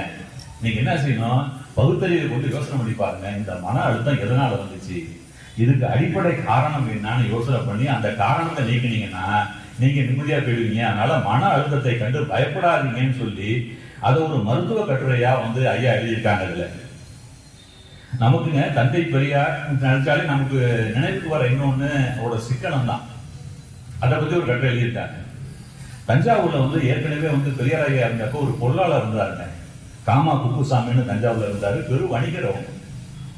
அவருக்கு ஒரு பழக்கம் உண்டு, காலையில வீட்டை விட்டு எழுந்திருச்சாருனாலே ஒரு பெரிய பேப்பர் எடுத்து அதை 4, 8, 16 மடிச்சு சட்டப்பையில் வச்சுக்குவாரு. ஒரு பேப்பர் பேனாவும் வச்சுக்குவாங்க. என்ன செலவு பண்ணாலும் ஒரு நண்பர் வந்தா, வாப்பா டீ குடிப்போம்னு சொன்னாரா, டீ வாங்கின்னு வச்சுங்களேன், டீ காசு கொடுத்த உடனே பேப்பர் எடுப்பாரு. டீ செலவு 24 ரூபா எழுதிக்குவாங்க. அன்னைக்கு இரவு வரைக்கும் என்ன செலவு பண்ணாலும் பணத்தை கொடுத்தா அப்படின்னா அடுத்த நிமிஷம் பையில இருந்து பேப்பர் எடுத்துருவாரு. எடுத்து உடனே அதில் குறிச்சுக்குவாரு, செலவு குறிச்சுட்டே இருப்பாங்க. அதே மாதிரி ஆசிரியரையா சொல்றாரு, ஆசிரியரையாவோட மாமனார் இருக்குங்க திரு அல சிதம்பரம்னு ஒருத்தவங்க. அவங்க ஏதாவது பர்ச்சேஸ் பண்ணணும், காய்கறிகள் வாங்கணும்னு கடைக்கு போனாங்கன்னா வீட்டுக்கு வந்தோன்னா முதல்ல வேலை என்ன செய்வாங்கன்னா பேப்பர் எடுக்க வேண்டியது, என்னன்னு செலவு பண்ணணும், அது என்னென்ன வரிசையில செலவு பண்ண, முதல்ல எந்த பொருள் வாங்கினாங்க, 2வது எந்த பொருள் வாங்கினாங்க, அதே வரிசையில கணக்கு எழுதி அதுக்கான பில்லு ரெசிப்ட் எல்லாம் கரெக்டா பின் பண்ணி வைப்பாங்க. அது மாதிரி ஒவ்வொருத்தரும் என்ன செய்யுங்க, அந்த செலவை எழுதணும். ஒரு மாசம் கழிச்சு நோட்ல எழுதி, தினமும் நோட்ல எழுதிட்டு வந்துட்டு அதை பரட்டி பாருங்க. அது ஒரு 5 வகைன்னு சொல்லுவாங்க. ஒரு வரவு செலவு ஒரு இது போட்டுங்க. ஒரு டீ செலவுன்னு எடுத்துட்டோம்னா இந்த மாசத்துல 1ஆம் தேதியிலிருந்து 30ஆம் தேதி வரைக்கும் டீக்கு எவ்வளவு செலவு பண்ணியிருக்கோம். நண்பர்கள் அழைச்சிட்டு திரைப்படத்துக்கு போயிருப்போம் நம்ம. அப்ப திரைப்படம் போனதுக்கு எவ்வளவு செலவு, காய்கறி வாங்கினீங்கன்னா எவ்வளவு செலவு, மளிகை என்ன செலவுன்னு அந்த ஒரு மாசம் ஆன செலவு எல்லாம் தனித்தனியா அவர் தலைப்புக்கு தகுந்த மாதிரி பிரிச்சு நீங்க எழுதி பாருங்க. நீங்க அப்பதான் உங்களுக்கு எவ்வளவு தண்ட செலவு பண்ணியிருக்கோங்கிறது தெரியும். தேவையற்ற செலவு எவ்வளவு பண்ணியிருக்கோம், தேவையான செலவு எப்படி பண்ணியிருக்கோம் தெரியும். அதை வச்சு என்ன செய்யலாம், நீங்க அடுத்த மாதத்துல அந்த செலவை குறைச்சிக்கலாம்ங்கிறதுக்காக ஒரு சிறப்பான ஒரு கட்டுரையை கொடுத்துருக்காங்க. அதே மாதிரிங்க பெரியாரோட சிக்கனம் சொல்லும் போது பெரியார் ஐயாவுக்கு தினமும் ஒரு 100-200 தபால் வந்துகிட்டே இருக்கும். அவங்களுக்கு சிலது இல்லாத இடத்துல வரும், சிலது கவர்ல வரும். என்ன செய்வாங்க, படிச்சுட்டு இது தூக்கி போறதே கிடையாது. இந்த கவர்ல வந்துச்சுன்னா கவர்ல ஒரு பக்கத்துல மட்டும் பாத்தீங்கன்னா அனுப்புனர் பெறுநர் முகவரி எழுதியிருக்கும். அதோட உள்பக்கம்லாம் பாத்தீங்கன்னா பிளைனா வெள்ளை பேப்பரா இருக்கும். என்ன செய்வாங்க ஐயா, ஒரு கத்திரிக்கோலை எடுத்து அதை கட் பண்ணி அப்படியே பிரிச்சு ஒரு பேப்பர் மாதிரி ஆக்கிட்டுங்க, ஒரு பரிச்சை அட்டையில, ஒரு கிளிப் வச்ச அட்டையில இது மாதிரி பேப்பர்லாம் ஒண்ணு பத்திரமா சேர்த்துட்டே வருவாங்களாம். அதுல ஏதாவது முக்கியமான குறிப்பு எழுதணும்னா அந்த பேப்பரை பயன்படுத்துவாங்க. அந்த அளவுக்கு சிக்கனமா இருந்தவர் ஐயான்னு சொல்றாங்க. அதே போல ஐயாவுக்கு நம்ம எல்லாருமே தெரியும், ஒரு படம் எடுக்கணும்னா பக்கத்துல இருந்து படம் எடுக்கணும், ஒரு 1 ரூபா கொடுப்பான்னு வாங்கிக்குவாங்க. ஒரு கல்யாணம் பண்ணி வைக்கணும்னா எனக்கு 200 ரூபா பணம் கொடுத்தீங்கன்னா கல்யாணம் பண்ணி வைக்கிறேன்னு ஒண்ணுக்கும் ஒரு கட்டணம் வச்சிருப்பாங்க. அது தனிப்பட்ட முறையில் அவங்க செலவு பண்ணதே கிடையாது என்னைக்கும். அது மாதிரி இந்த பணம் சேர்த்துட்டு வரும்போது பார்ப்பாங்க நம்ம பையில 90 ரூபா சேர்ந்துருச்சுன்னா உடனே மணியம்மைக்கு அந்த 90 ரூபா பணத்தை கொடுத்தீங்கன்னா அது 90 ரூபா இருக்கு, ஒரு 10 ரூபா கடனா கூட 100 ரூபாயை கொடு, ஒரு பச்சை தாளை எனக்கு கொடுன்னு சொல்லி அந்த 100 ரூபா வாங்கி சட்டப்பையில வச்சுக்குவாங்க. அது வெளியில உள் பாக்கெட்ல வச்சுக்குவாங்களாம். உள் பாக்கெட்ல கூட சாதாரண வைக்கிறதுல அந்த பணத்தை வச்சு அதுல ஒரு கிளிப்பு போட்டு பறந்து விடாம அடுத்த பணம் வச்சுன்னா அந்த 10 ரூபாய் கொடுத்து உடனே கடன் எடுத்துருவாங்க. அந்த அளவுக்கு ஒரு சிக்கனமாக ஒவ்வொரு பைசாவா எண்ணி வாங்கினவங்க என்ன சொல்லிட்டு ஒரு செய்தி சொல்றாங்க. ஒரு முறை ஈரோடுல இருந்து திருச்சிக்கு வரணும். தந்தை பெரியாரும் அறிஞர் அண்ணாதுரையும் ஈரோடு ரயில்வே ஸ்டேஷனுக்கு வர்றாங்க. அங்கேருந்து திருச்சிக்கு வரணும். 2 பேர் தான் இருக்காங்க. ரயில்வே ஸ்டேஷன் வந்து எப்ப என்ன செய்யறாரு, ஐயா பெரியார் ஐயா வந்து பணத்தை எடுத்து கொடுத்து அண்ணாதுரைட்ட எப்பா போய் கரூருக்கு 2 டிக்கெட் வாங்கிட்டு வாங்க. அண்ணா ஒன்றும் புரியல, என்ன திருச்சிக்கு போகணும்னு கிளம்பி வர சொன்னாரு. இப்போ கரூருக்கு 2 டிக்கெட் கேட்கறாங்க. கரூர்ல இருந்து மீட்டிங் இருக்கோ இல்லை யாரையும் பார்க்க வரோம், நம்ம சொல்லவே இல்லையே மனுஷன் நினைச்சுக்கிட்டு ஒன்றும் கேட்க முடியல. அவர்கிட்ட போய் 2 டிக்கெட் வாங்கிட்டு வந்துடுறாரு. ட்ரெயின் கிளம்பிடுது. ட்ரெயின் வந்துகிட்டே இருக்கு. கரூர் வந்தோன்னா யாரையும் பார்க்கணும் போல இருக்குன்னு ஸ்டேஷன்னா அவரு அண்ணாதுரை என்ன செய்யறாரு, எழுந்திரிச்சு கிளம்ப போறாரு. இவான்னு கூப்பிட்டு பணத்தை எடுத்து கொடுத்து இப்ப போய் திருச்சிக்கு 2 டிக்கெட் வாங்கிட்டு வாங்குறாரு. முடியல அவரால். என்ன திருச்சிக்கு போகணும், அன்னைக்கே அங்கேருந்து ஈரோடுல இருந்து திருச்சிக்கு டிக்கெட் எடுத்துக்கலாம், கரூர் எடுனாரு. கரூர் வந்தா யாரையும் பார்ப்போம்னு நினைச்சோம். இல்ல இப்ப இங்க வந்ததுக்கு அப்புறம் ஸ்டேஷன் ட்ரெயின் 1 மணி நேரம் நிற்கும், போய் 2 டிக்கெட் திருச்சிக்கு வாங்கிட்டு வான்னு சொல்றாரு. ஒன்றும் தெரியல. நேரம் போய் டிக்கெட் வாங்கிட்டு வந்துட்டாப்ல. வந்து உட்கார்ந்துட்டாருன்னு ட்ரெயின் கிளம்பிடுச்சு. முடியல அவரால்.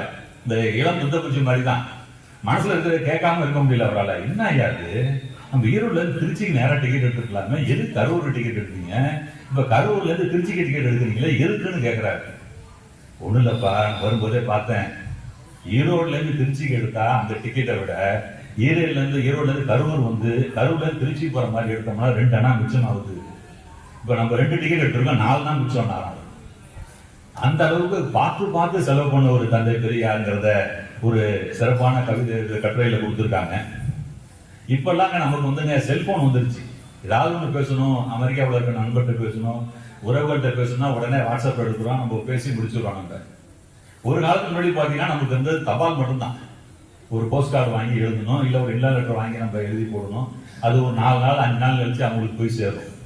இல்லை ஒரு அவசர காரியம், நம்ம வீட்டில் ஒரு குழந்தை பிறந்துச்சு சந்தோஷமா சொல்லணும், இல்லை யாரோ ஒருத்தர் இறந்து போயிட்டாங்க உடனே நம்ம வெளியில சொல்லணும்னா அன்னைக்கு இருந்த ஒரே வழி தந்தி அடிக்கிறது மட்டும்தாங்க. ஹெட் போஸ்ட் ஆஃபீஸ்லயோ இல்லை பக்கத்தில் இருக்க போஸ்ட் ஆஃபீஸ்லயோ போய் தந்தி கொடுப்பாங்க, டெலிகிராம் கொடுப்பாங்க. அந்த தந்திக்கு எப்படி சார்ஜ் பண்ணுவான்னு கேட்டீங்கன்னாங்க, என்ன செய்தி சொல்றீங்களோ அதுல எத்தனை வார்த்தை இருக்குன்னு அந்த வார்த்தையை எண்ணி அந்த வார்த்தைக்கு தான் காசு கேட்பாங்க. நீங்க அனுப்ப ஃப்ரம் அட்ரஸ் டூ அட்ரஸ் பத்தி கவலை இல்லை, அந்த தந்தியோட செய்தி என்னன்னு பார்த்து அந்த செய்தியில இருக்க வார்த்தைகளின் எண்ணிக்கைக்கு தகுந்த மாதிரி அதுக்கு கட்டணம் வசூலிப்பாங்க. அது மாதிரி ஒரு முறை பெரியார் ஒரு தந்தி கொடுக்கணும். நான் ஏற்கனவே சொன்னால அது மாதிரி நான் வர்றேங்கிற மாதிரியான செய்தியில ஒரு தந்தி கொடுக்க சொல்றாரு. அவர் உதவியாளர் ஒரு மாடல் எழுதி எடுத்துட்டு வராரு. ஆல்ரெடி டோல்டு, ஏற்கனவே சொன்ன அப்படின்னு எழுதி எடுத்து வராரு. படிச்சு பார்த்தாரு, அதெல்லாம் ரைட்டு. இந்த ஆல்ரெடி டோல்டுன்னு இருக்கு 2 வார்த்தை, ஒரு வார்த்தை காசு எக்ஸ்ட்ரா டோல்டுன்னு கூடியாங்களாம். அவர் அசைவிட்டாங்க, ஐயா ஐயா நீங்க சொல்றதெல்லாம் ரைட்டுங்கய்யா, ஆங்கிலத்துல டோல்டுன்னு வார்த்தையே கிடையாது ஐயா, நீங்க என்ன புதுசா ஒன்று சொல்றீங்க, அதெல்லாம் போட்டுப்பா படிக்கிறவன் புரிஞ்சுப்பான், எதுக்கு ஒரு வார்த்தை எக்ஸ்ட்ரா காசு கொடுத்துட்டு டோல்டுன்னு போட்டு படிக்கிறாங்க புரிஞ்சிடும்னு சொன்னாராம். அந்த அளவுக்கு சிக்கனமாக இருந்தவர் பெரியார். சுவை ரொம்ப சுவையோட கட்டுரைகள் எழுதியிருக்காங்க. அதே மாதிரி நம்ம சிக்கனமா இருக்க வேண்டியது பணத்துல மட்டும் இல்ல, நேரத்திலையும் சிக்கனமா இருக்கணும். பாரதி வந்துங்க 38 வயசுல இறந்து போயிட்டாரு. கணிதே மாதிரி ராமானுஜம் பக்கத்துல கும்பகோணம், அவர் இறந்து போகும்போது அவருக்கு வயசு 32 தான். அதே மாதிரி எவ்வளவு பெரிய ஐஏஎஸ் ஆஃபீஸரா இருப்பாங்க, ஐபிஎஸ் ஆஃபீஸரா இருப்பாங்க, அவங்களுக்கும் நம்மள மாதிரி ஒரு நாளைக்கு 24 மணி நேரம் தான், அவங்களுக்கு கூட எக்ஸ்ட்ரா டைம் எல்லாம் கிடையாது. இருந்தாலும் அவங்க எல்லாம் உழைச்சாங்க, முன்னேறி வந்தாங்க. நம்மளும் அப்படிதான் இருக்கணும். நம்ம காலத்தை வீணடிக்க கூடாது. ஒரு தொழில நஷ்டம் ஆயிடுச்சுன்னா நம்ம திரும்ப கஷ்டப்பட்டு என்ன செய்யலாம், வேலை பார்க்கலாம், அந்த இழந்த நஷ்டத்தை மீட்டுடலாம். இல்ல நம்ம வயசுல ஒரு பொண்ணை பார்த்து நம்ம ஒரு காதலை சொன்னோம், அந்த பொண்ணு ஏற்காம போயிடுச்சுன்னா திரும்ப ஒரு 2 மாசம் முயற்சி பண்ணினா கூட நம்ம காதல் அந்த பொண்ணு ஏற்றுக்கிறதுக்கான வாய்ப்பு நிறைய இருக்கு. ஆனா அந்த நேரத்தை இழந்துட்டீங்கன்னா உங்களால அந்த நேரத்தை திரும்ப உங்களுக்கு கிடைக்கவே கிடைக்காது. அதனால என்ன செய்ய சொல்றாருங்க, எப்படி நீங்க பணத்துக்கு கணக்கு எழுதுனீங்களோ அதே மாதிரி உங்களோட நேரத்துக்கும் ஒரு கணக்கு எழுதுங்க. இந்த இரவு படுக்க போறீங்க, ராத்திரி 10 மணிக்கு படுக்க போறீங்கன்னா எழுதுங்க, இரவு 10 மணிக்கு படுக்க போனேன். அடுத்த நாள் காலையில 8 மணிக்கு எழுந்திரிச்சிங்க, 8 மணிக்கு எழுந்திரிச்சேன், 7 மணிக்கு எழுந்திரிச்சேன். எழுந்ததுக்கு அப்புறம் என்ன பண்ணுவீங்க, பல்லு விளக்கினேன், கடை கடைக்கு போனேன், இதுல ஒரு 1/2 மணி நேரம் ஆச்சு, பேப்பர் படித்தேன், காப்பி குடித்தேன், வெளியில போனேன், ஃப்ரெண்டு கிட்ட பேசிக்கணும். இது மாதிரி ஒவ்வொரு நாளும் அடுத்த நாள் இரவு படுக்க போற வரைக்கும் நீங்க எந்தெந்த செயலுக்கு எவ்வளவு நேரம் செலவு பண்ணீங்கிறத அப்படியே நோட்ல புரிஞ்சுக்கிட்டே வாங்க. 1 மாசம் கழிச்சு இதெல்லாம் பிரிங்க. தூங்குனது இந்த 1 மாசத்துல நீ எவ்வளவு நேரம் தூங்கியிருக்கான்னு கணக்கு பண்ணி பாருங்க. உங்களுக்கே பகிர்ந்து இருக்குன்னா இவ்வளவு நேரமா தூங்கியிருப்பானுங்களா, வெட்டியா தூங்கியிருக்கேன். அது மாதிரி ஒண்ணு செய்யுங்க. எவ்வளவு எதுக்குமே உபயோகப்படாம தண்டமா எவ்வளவு நேரம் உட்கார்ந்து வெட்டி கதை பேசிட்டு இருந்திருக்கோம். இதெல்லாம் ஒண்ணு ஒண்ணா பார்த்து அந்த நேரத்தெல்லாம் குறைச்சி அதெல்லாம் ஒரு பயனுள்ள வகையில செலவு பண்ணுங்கிற மாதிரியான ஒரு கட்டுரை எழுதியிருக்காங்க. அதே மாதிரிங்க நம்ம இந்த கால இளைஞர்கள்லாம் பார்க்குறோம். ஒரு சினிமா வந்துச்சுன்னா உடனே அந்த நடிகர் மாதிரியே தலையை சீவிக்கிறது, அதே மாதிரி உடை உடுத்துறது அதெல்லாம் இருக்காங்க. அது மாதிரிலாம் செய்யக்கூடாது. நீங்க நீங்களாகவே இருங்க. உங்களோட தனிப்பட்ட குணம் என்ன, அடுத்தவர் ஒருத்தர் செய்யறாருன்னு அதை பார்த்து நீங்க செய்யாதீங்க. ஒவ்வொரு மனிதருக்கும் அவங்களுக்குன்னு தனிப்பட்ட திறமை இருக்கு. உங்களோட திறமை என்னன்னு பார்த்து அதை வெளிக்கொண்டு வந்து பாருங்க. அதுதான் உங்களுக்கு பிற்காலத்துல பேர் வரும். அதனால மற்றவங்க செய்யறாங்கிறதுக்காக எந்த காரியத்தையும் உங்களுக்கு செய்யாதீங்க. நீங்க அது உங்களுக்கு எந்த விதத்திலையும் பயன்படாது. நீங்க யாருன்னு தெரியாம அடையாளமே இல்லாம கடைசி வரைக்கும் போயிடுவீங்கிறாங்க. பணத்துல சீக்கிரமா இருக்கணும், நாங்க நேரத்துல சீக்கிரமா இருக்கணும்னு கட்டளை சொன்னாங்க. இன்னொருல சொல்றாங்க, ஒவ்வொரு நாளும் என்ன சொல்றாங்க, உங்களுக்குன்னு ஒரு 10 நிமிஷம் ஒதுக்குங்க. நம்ம பல இதெல்லாம் படிச்சிருப்போம். முனிவர்கள்லாம் உட்காந்து தவறு இருந்துகிட்டே இருந்தாங்க, ருத்ராட்ச மாலையை உருட்டிக்கிட்டு. அதே மாதிரி சொல்றாங்க, நீங்க சாமியெல்லாம் கும்பிட வேண்டாம். ஒரு அமைதியா உட்கார்ந்து, இப்ப நம்ம கூட்டம் நடத்திட்டு இருக்கோம், பக்கத்துல வகுப்பறை இருக்கு. இப்ப அந்த வகுப்பறையில யாருமே கிடையாதுங்க. வகுப்பறை வெறுமையாக இருக்கிறது இல்ல. அது மாதிரி உங்களோட மனசை வெறுமையா வச்சுங்க. மனசுல எந்த எண்ணமும் இருக்கக்கூடாது. எந்த எண்ணமும் இல்லாம ஒரு 10 நிமிஷம் அப்படியே அமைதியா இருக்குங்க. இப்ப தோட்டத்துல உட்காந்துன்னா எய்தாப்புல ஒரு ரோஜா இருக்குன்னா ரோஜாப்பூவை பாருங்க. உங்க கண்ணு தான் இந்த ரோஜாப்பூவை பார்க்கணும், உங்க மனசு பார்க்க கூடாது. எந்த விதம் இல்லாம வெற்று பார்வை பார்த்துக்கிட்டு மனசுல எந்த விதமான எண்ணங்களும் இல்லாம எம்டியா இருக்குங்க. மனசுல எதுவுமே இல்லாம ஒரு 10 நிமிஷம் தினந்தோறும் உட்கார்ந்து முயற்சி பண்ணுங்க. போக போக அந்த 10 நிமிஷத்தை 15, 20, 25 ஒரு தினமும் ஒரு அரை மணி நேரம் உட்கார்ந்து தவம் இருக்கிற மாதிரியே, ஆனா எந்த விதமான மனசுல சிந்தனைகளும் இல்லாம உட்கார்ந்து பாருங்க. அது உங்களோட மனதை வலிமையாக்கும். பிற்காலத்துல உங்களுக்கு ஏதாவது ஒரு பிரச்சனையில சிக்கலும் வந்துச்சுன்னா அதுல இருந்து வெளிவருவதற்கான அந்த வழிகளை நம்ம மனசு நமக்கு சொல்லி கொடுக்கும். மன வலிமையாகணும்னா நீங்க உங்க மாதிரி ஒரு வெற்று எண்ணத்தோட தினமும் உட்காருங்கன்னு சொல்றாங்க. உரையாடலை பத்தி சொல்றாங்க. பேசுறோம் இல்லைங்க, அந்த பேச்சுங்கிறது ஒரு கலை. இன்னைக்கு நம்ம ஃப்ரெண்ட் எல்லாம் பேசிட்டு இருப்பாங்க. சில பேர் பார்த்தாலே வராண்டாந்த பக்கம் ஓடான்னு ஓடி போடுவோம். வந்தானா வளன்னு பேசிக்கிட்டே இருப்பாங்க. சில பேர் அவன் எதுக்கு பேசுறான், என்ன பேசுறான்னு தெரியாது. நம்ம நண்பர் தான், ஆனாலும் பேச்சை நிறுத்தவே முடியாது. இப்ப ஒரு அவசரமா ஒரு வேலை இருக்காது, அந்த போயிட்டு வரேன்னு இருதை கேட்டுட்டு போன்னு சொல்லி பேசிட்டே இருப்பாங்க, தவிர பேச்சை நிறுத்த மாட்டாங்க. இது மாதிரி வளன்னு பேசாதீங்க, கரெக்டா பேசுங்க. நீங்க பேசி முடிச்சீங்கன்னா உங்க பேச்சை கேட்டவர் என்ன அதனாடி பேச்ச முடிச்சுட்டாண்டாரு, இன்னும் கொஞ்ச நேரம் பேசியிருக்கலாமேன்னு தோணணும். அது மாதிரி தான் பேசணும். நீங்க அடுத்தவங்களோட குறிப்பறிந்து பேசணும்னு சொல்லி எப்படி பேசணுங்கிறதுக்காக ஒரு கட்டுரை ஐயா எழுதியிருக்காங்க. ஒரு கதை ஒன்று சொல்றாங்க.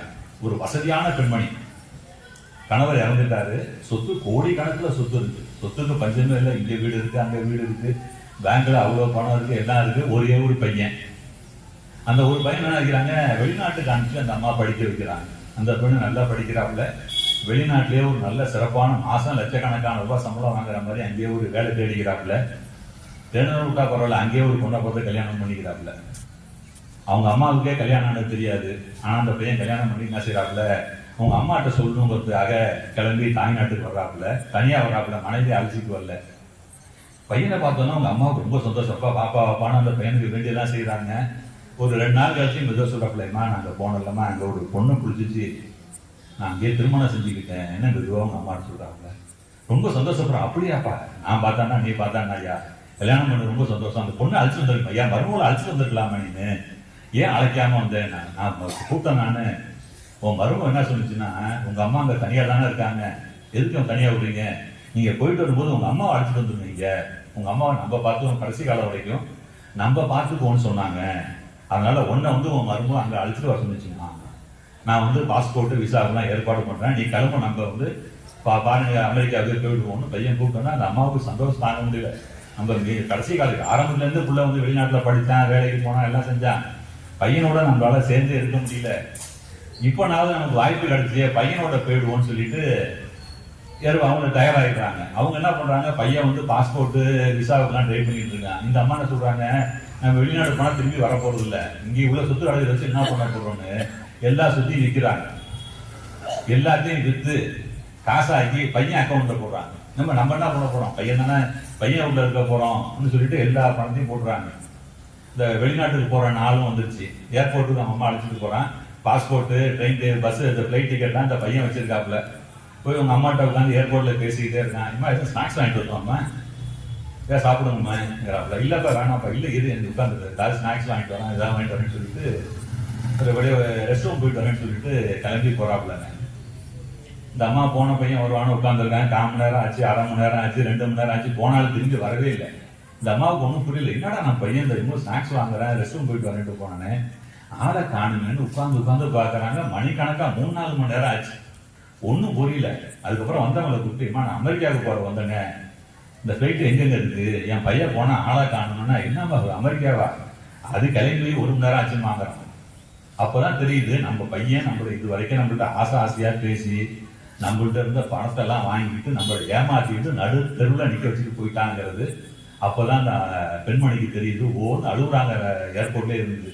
யாராலையும் ஒண்ணு எல்லாம் என்னன்னு கேட்டு உச்சி விட்டுட்டு அவங்க பாட்டு அவன் வேலையை பார்க்க போயிட்டாங்க. அவ்வளவுதானே தவிர அந்த பெண்மணிக்கு எங்க போறதுக்கு இடம் இல்லாம நிக்கிறாங்க. இது மாதிரி நிகழ்ச்சி தமிழகத்துல அதிகமா நடந்துகிட்டு இருக்கிறாங்க ஆசிரியர் ஐயா வந்து. அதனால உங்களுக்கு புள்ள இருக்கலாம், தவம் இருந்து பெற்றிருக்கலாம், அதே மாதிரி எல்லாம் சீராட்டி பாராட்டி வளர்த்துருக்கலாம், அது எல்லாம் உண்மைதான். ஆனா உங்கள்கிட்ட இருக்க சொத்தை எந்த காரணம் வந்து உங்க பிள்ளைகிட்ட கொடுத்துறாதீங்க. நீங்க எப்படின்னா நீங்க செத்ததுக்கு அப்புறம் அந்த சொத்து அந்த பையனுக்கு தானே போகுது. அதை உயிரோட இருக்கும்போது எதுக்கு எழுதி வைக்கிறீங்க? எல்லாருமே நினைக்கிறோம் நம்ம பிள்ளை நல்லவன் தான், அடுத்த வீட்டு பையன் மாதிரி நம்ம பண்ண பையன் செய்ய மாட்டான்னு நினைக்கிறோம் நம்ம. ஆனா நீங்க எழுதி வச்சதுக்கு அப்புறம் தான் நம்ம பையன் நல்லவனா கெட்டவனாங்கிறதே நமக்கு தெரியும். அதுக்கப்புறம் காலம் கடந்து போயிடும். அதனால நீங்க எந்த காரணம் கொண்டும் எந்த பெற்றோரா இருந்தாலும் தன் பிள்ளை மேல பாசம் வைங்க, தப்பு இல்லை. ஆனா உங்களுக்கு எதுவுமே வச்சுக்காம எல்லாத்தையும் பிள்ளைங்கள்ட்ட கொடுக்காதீங்க. உங்களுக்குன்னு ஒரு கையில ஒரு தொகை இருக்க மாதிரி வச்சுங்க. யாரையும் சார்ந்து இருக்காம கடைசி காலம் வரைக்கும் இருக்கிறதுக்கான ஏற்பாடை செய்யுங்க. அதே மாதிரி உறவுகள்ல வந்து உங்களுக்குன்னு ஒரு வட்டம் வச்சுங்க. உங்களுக்குன்னு பழகிறதுக்கு ஒரு 10 சொந்தக்காரங்களை வச்சுங்க. நண்பர்கள் ஒரு 10 பேர் உங்களுக்குன்னு கூப்பிட்டா உடனே வர்ற மாதிரி நல்லா நேர்மையா பழகிற மாதிரி நண்பர்களை வச்சுங்க. எந்த காரணம் கொண்டும் உங்க பிள்ளைகளுக்கு நமக்கு வேணா எல்லாம் நம்ம பிள்ளைக்கு தான் உயிரோட இருக்கும்போது எழுதி வைக்கவே வைக்காதீங்கன்னு சொல்லிட்டு ஒரு அருமையான ஒரு கட்டுரை, ஒரு விழிப்புணர்வு கட்டுரைய ஆசிரியர் எழுதியிருக்காங்க. இப்ப நிறைய பேர் பாக்குறாங்க, இதே வெள்ளையா சட்டை போட்டுருப்பாங்க. பாத்தீங்கன்னா முன்னாடி ஒரு 500 நோட்டு இருக்கும். 8வது வரவங்களுக்கு எல்லாம் முதல்ல ஆளு முடிஞ்சு தெரிஞ்ச வரைக்கும் இந்த 500 நோட்டு படிச்சுன்னு தெரியும். அது சொல்றாங்க, எழுதியிருக்காங்க, வாசல எழுதியிருக்காங்க. ஒரு பையன் வந்து காலையில எழுந்துச்சு வெள்ளை சாலையமா ஒரு 500 நோட்டை வச்சுட்டு வெளியில வரவில்லை. அவங்க தாத்தா கூப்பிட்டாரு, ஏன்பா இங்க வாப்பா, எதுக்கு இந்த 500 நோட்டு செலவு பண்ணதான் எடுத்துட்டு போற? ஆமா, அது எதுக்கு எல்லாரும் பாக்குற மாதிரி வச்சுட்டு போற? இல்ல சும்மா இருக்கட்டும் தாத்தாங்கிறான். இதே இது 10 ரூபா நோட்டு தான் மாதிரி வைப்பியான்னு கேட்கிறாரு அவங்க தாத்தா. வெறும் 10 ரூபா தான் இருக்கு, எல்லாரும் பாக்குற மாதிரி இந்த 10 ரூபா நோட்டு சட்டை போய் வச்சுட்டு போறியா? அது எப்படி வச்சுட்டு போறாங்க? அப்புறம் எதுக்கு 500 ரூபா நோட்டு வச்சுட்டு போற? நம்ம வசதியா இருக்கணும், அது வேற பிரச்சனை. ஆனா நம்ம வசதியா இருக்கவங்க அடுத்தவங்களுக்கு தெரிஞ்சு ஒன்றும் ஆக போறது இல்லப்பா. அது மாதிரி ஆடம்பரமா இருக்கக்கூடாது. நம்ம பையில பணம் வச்சுன்னா உள்பக்கம் யாரும் தெரியாம வச்சுங்கிற மாதிரியான ஒரு கட்டுரையை எழுதியிருக்காங்க. அலைபேசியை பற்றி ஒரு அருமையான ஒரு செய்தி சொல்லியிருக்காங்க. அலைபேசியை பொறுத்த வரைக்கும் நம்ம எல்லாருமே இடதுசாரியாகவே இருப்போம்னு சொல்றாங்க. நம்மளும் எல்லாருமே செல்போன் வச்சிருப்போம். நம்ம என்ன செய்யறாங்க, நம்ம நண்பரை கூப்பிடுறோம், லிங்க் போனாங்க, என்ன செய்யறோம், உடனே எடுத்து காதில் வச்சுக்கிறோம். அந்த ஆள் கூடுதல போனை வச்சிருப்பாப்புல, எங்கேயாவது அடிப்படையில் உட்காந்துருப்பாப்புல, எங்கேயாவது உட்காந்துருப்பாப்புல. இந்த போன் சத்தம் கேட்டு அவர் எடுக்கிறதுக்கு வந்து போனை எடுக்கிறதுக்கு ஒரு 3 நிமிஷம் ஆகும். அது வரைக்கும் நம்ம என்ன செய்வோம், காதலையே வச்சுக்கிட்டே இருப்போம். அது மாதிரி வச்சிருக்காங்க காதலையே. இப்படி தூரத்துல வச்சுங்க, செல்போனை வச்சு பாருங்க. நீங்க கூப்பிடுற நபர் போனை அட்டன் பண்ணிட்டாருன்னா அதுல வினாடி உடனே 00001 ஓட ஆரம்பிச்சுங்களா. அதுக்கப்புறம் நீங்க காதல வச்சுட்டு பேசுங்க. நீங்க தேவையே இல்லாம 3-4 நிமிஷம் அந்த ரிங்னு போயிட்டு வரைக்கும் காதலே வச்சுட்டு செய்யாதீங்க. அது உங்களுக்கு ரொம்ப வந்து பிற்காலத்துல இடைஞ்சல ஒன்றும் சொல்றாங்க. அதே மாதிரி இன்னொன்னு சொல்றாங்க, ஒரு செல்போனை வச்சு பேசுனீங்கன்னா இடது பக்க காதை மட்டுமே பயன்படுத்துங்க. எந்த காரணத்தை கொண்டு வலது பக்க காதுல போய் செல்போனை வச்சுட்டு பேசவே பேசாதீங்க. ஏன்னா வலது பக்க காதுக்கும் மூளைக்கும் நேரடியான தொடர்பு இருக்கு. அது ரொம்ப நேரம் பேசுனீங்கன்னா மூளையை பாதிக்கும். அதனால அலைபேசியை பொறுத்த வரைக்கும் எல்லாருமே இடதுசாரியா இருப்பது நல்லதுன்னு ஒரு கட்டுரை எழுதியிருக்காங்க. அதே மாதிரிங்க, வயசாயிடுச்சு, அந்த வயசாயிடுச்சுன்னு புலம்புறத முதல்ல விடுங்க. நீங்க என்னப்பா என்னால நடக்க முடியல, நான் வீட்லயே உட்காந்துருக்கேன்னு 4 பூரா டிவிலேயே உட்காந்துக்கிட்டுங்க. எழுந்திருக்காம இருக்காதீங்க. சேர்ல உட்காந்துக்கிட்டு வெளியில போங்க, உட்காருங்க. கை காலை வீசிட்டு எழுச்சி வெளியில போகிறது பாருங்க. வீட்டுக்குள்ள முடங்கி போயிடாதீங்க. நமக்கு லண்டன் பிரதமர் வின்ஸ்டன் சர்ச்சில் தெரியும். அவர் என்ன செஞ்சாருன்னா, அவர் வயசான காலத்துல அவரு கோடை வீடு கட்டும் போது அந்த காம்பவுண்ட் சோறு அந்த ஆளே கட்டினா மனுஷன். அந்த வயசாயிடுச்சுன்னு நினைக்கல, அவரே சிமெண்ட்டை குறைச்சி ஒவ்வொரு கல்லா அடிக்கி கட்டினாருங்க. வயசாயிடுச்சுன்னு நினைக்கல. நம்ம தந்தை பெரியார் எடுத்து 95 வயசு வரைக்கும் மூத்திர போய் தூக்கிட்டு ஊரா போனாரு. வயசாயிடுச்சுன்னு நினைச்சாரு, அவர் புலம்புனாரா? கலைஞர் இருந்தார், சக்கர நாற்காலிலேயே அவ்வளவு நிர்வாகம் பண்ணாரு. இவங்க எல்லாம் யாரும் எனக்கு வயசாயிடுச்சுன்னு நினைக்கவே இல்லை. அப்ப நீங்க மட்டும் எதுக்கு வயசாயிடுச்சுன்னு நினைக்கிறீங்க? அந்த நினைப்பையே மனசுல வச்சுக்காதீங்கிற மாதிரி ஒரு கட்டுரை எழுதியிருக்காங்க. உடம்புல நோய் வரும், ஆனா மனசுக்கு வரக்கூடாது. மனிதனுக்கு வரக்கூடாத 2 நோய் இருக்குன்னு சொல்றாங்க. ஒண்ணு பொறாமை, இன்னொன்னு சந்தேகம். இந்த பொறாமைங்கிற நோய் வரவே கூடாது. பொறாமைங்கிறது வந்துச்சுனாலே வீட்டுக்கு வெளியில இருக்க உங்களுக்கு இருக்க நட்பு வட்டாரம் போயிடும். சொந்தக்காரன் யாரும் உங்க பக்கத்துல வரமாட்டான். எதை பார்த்தாலும் பொறாமப்பட்டீங்கன்னா நம்மள்ட்ட பேசுறதுக்கு ஆளு தான் போயிடுவாங்க. அதனால யாரை பார்த்து பொறாமப்படாதீங்க. சந்தேகப்பட்டீங்கன்னா உங்க வீடு ரெண்டா போயிடும். வீட்டுல உட்காந்துட்டு மனைவி மேல சந்தேகப்படுறது, அவங்க மேல சந்தேகப்படுறது வீட்டுக்குள்ள பண்ணீங்கன்னா உங்க குடும்பம் ரெண்டாக போயிடும். அதனால மனிதருக்கு இருக்கக்கூடாது 2 குணம். ஒண்ணு பொறாமையும் சந்தேகமும் துளி கூட இருக்கக்கூடாதுன்னு சொல்றாங்க. இதே மாதிரி விமான நிலையத்தை பயன்படுத்தி இன்னொரு செய்தி ஒண்ணு ஐயா எழுதியிருக்காங்க. இப்ப நம்ம எல்லாம் இங்க பஸ் ஏறி போவோங்க. இப்ப மற்ற வெளிநாட்டுக்கு போனீங்கனாலே எப்ப பார்த்தாலும் ஃபிளைட் வரும், போயிட்டே இருக்கு. நம்ம பாட்டு போனீங்கன்னா எந்த மாநிலத்துக்கு ஒரு டிக்கெட்டை வாங்கிட்டு நீங்க ஃபிளைட் பிடிச்சி போயிடலாம். நம்ம அது மாதிரி ஒரு பெண்மணி என்ன செய்யறாங்கன்னா, ஒரு ஃபிளைட்ல அடுத்த மாநிலத்துக்கு போறதுக்காக வர்றாங்க, டிக்கெட் வாங்குறாங்க. எப்ப ஃபிளைட்டுன்னு 1 மணி நேரம் டைம் இருக்குன்னு சொல்றாங்க. அதனால 1 மணி நேரம் இருக்கு, எப்படி ஏர்போர்ட்ல சும்மா உட்கார்ந்துருக்குங்க. என்ன செய்யறாங்க, அவங்க போய் பக்கத்து கடையில பாக்குறாங்க, ஒரு புஸ்தகம் வாங்குறாங்க. படிச்சுட்டு வந்திருப்போம். புஸ்தகம் வாங்கிட்டு பாக்குறாங்க, பக்கத்துல ஒரு பிஸ்கட் ஒன்று இருக்கு. சரி, ஒரு பிஸ்கட் பாக்கெட் கொடுப்பாங்க. பிஸ்கட் பாக்கெட்டை வாங்கிட்டு வந்து உட்கார்ந்துக்கிட்டு புஸ்தகம் படிச்சுட்டே இருக்காங்க. அப்படியே ஒரு பிஸ்கட் எடுத்து சாப்பிட்டுக்கிட்டு புஸ்தகம் படிச்சுட்டே இருக்காங்க. படிச்சுட்டே இருக்கிறவங்க பாக்குறாங்க, பக்கத்துல ஒரு ஆளுனால அவன் ஒரு பிஸ்கட் எடுத்து சாப்பிடுறான். உங்களுக்கு கோவம் வச்சுன்னா, நம்ம பிஸ்கட் சாப்பிடுறோம், இன்னும் சம்மந்தம் இல்லாம ஒருத்தவங்க வந்து ஒரு பிஸ்கட் எடுக்கிறாங்க. ஒரு பிஸ்கட் எடுத்துக்கிறமான்னு கேட்கிற ஒரு அந்த நாகரிகம் உடல்லையே உங்களுக்கு கோபம் வருது. இருந்தாலும் அப்படியே புஸ்தத்தை வச்சுட்டு திரும்பி பார்க்காம ஓரக்கண்ணால பார்த்துக்கிட்டே இருக்காங்க. இவங்க ஒன்று சாப்பிட்றாங்க, பக்கத்தில் இருக்காங்க பிஸ்கட் எடுத்து சாப்பிட்றாங்க. முடியல இவங்களால. கடைசியில பார்த்தா 2 பிஸ்கட் இருக்குது. இவன் என்னதான் பண்ணுவோம்னு பார்க்கும் போது ஒரு பிஸ்கட் எடுக்கிறாங்க. அவன் என்ன சார் பக்கத்தில் உட்காந்து ஒரு பிஸ்கட் எடுத்துட்டு இந்த பிஸ்கட் பாக்கெட்டை தூக்கி ஒரு டஸ்ட்பின்ல போட்டு வந்து பக்கத்தில் உட்காந்துருக்கான். கோபம் தான் என்ன நினைச்சு எழுதி திட்டத்துக்கு எழுந்திருக்கிறாங்க. அது உள்ள ஃபிளைட்டு கிளம்புறதுக்கு ரெடியா இருக்குன்னு அனௌன்ஸ்மெண்ட் வந்தா இந்த பையன் மூஞ்சியே பார்க்க கூடாது. அவசர அவசரமா புஸ்தகத்தை பேக் உள்ள வச்சுட்டு ஃபிளைட்டுக்கு போயிடறாங்க. ஃபிளைட்ல ஏறினதுக்கு அப்புறமே இவங்களுக்கு வந்து உட்கார முடியல. என்ன அந்த பையன் ஒருத்தன் நம்ம பிஸ்கட் பாக்கெட் எடுத்து இப்படி தின்னுட்டு இருக்காங்க, கொஞ்சம் கூட ஒரு இதே இல்லையே, நமக்கு என்ன இப்படி இருக்காங்கன்னு அந்த கோபத்திலே இருக்காங்க. என்ன செய்யறாங்க, கொஞ்ச நேரம் கழிச்சு சரி இதே நினைச்சுதான் நமக்கு டென்ஷனா ஆயிடுவோம். புஸ்தகத்தை படிச்சு நம்ம மனசை கவனத்தை தெரிந்து போன பேக்கை கொண்டு புஸ்தகத்தை எடுத்து பாக்குறாங்க. உள்ள ஒரு பிஸ்கட் பாக்கெட். இவங்க அவன் பிஸ்கட்டை இவங்க தின்னுக்கிட்டு தான் பிஸ்கட்டை அடுத்த ஆள் திங்கிறான்னு நினைச்சுக்கிட்டே இருந்திருக்காங்க கடைசி வரைக்கும். இவங்க வாங்கினது பைக்குள்ளே தான் எடுத்து கவனிக்கல இவங்க. அதனால என்ன சொல்றாங்க, இது மாதிரி சம்பவங்கள் நினைக்கிறதுனால யாரையும் அவசரப்பட்டு ஒரு எல்லோரும் நமக்கு வேண்டுகோளும் அறிவுரையும் விடுத்து கொண்டிருக்கும் நிலையில் இயக்க நலத்தையே முன் குறியாக கொண்டு பொறுப்பேற்க முன் வந்தார்.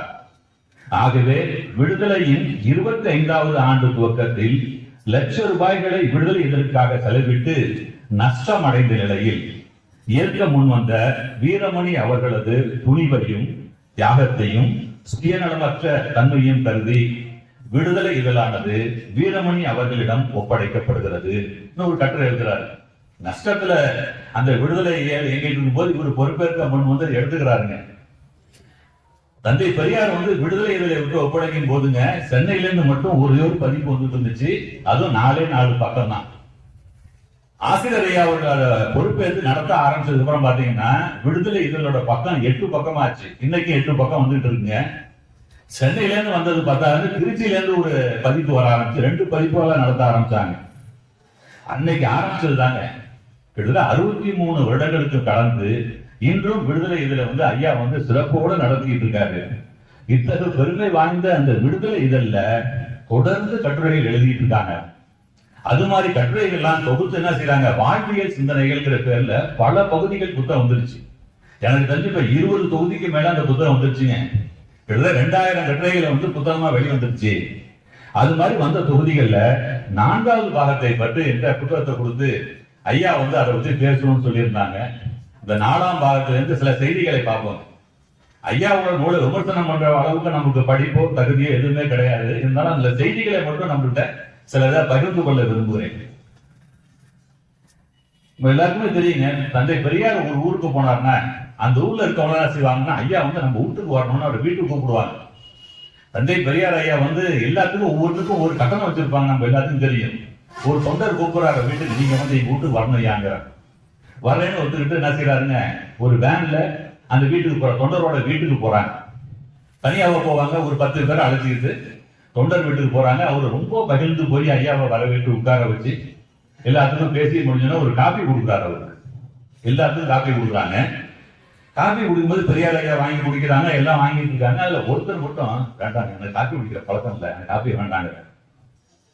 அவரு தொண்டர் திகழ்ச்சி பெறாங்க, ஒரு விருந்தாடி எல்லாத்தையும் கூப்பிட்டு வச்சிருக்கோம், ஒரு காப்பி வேணாங்கிறாரு.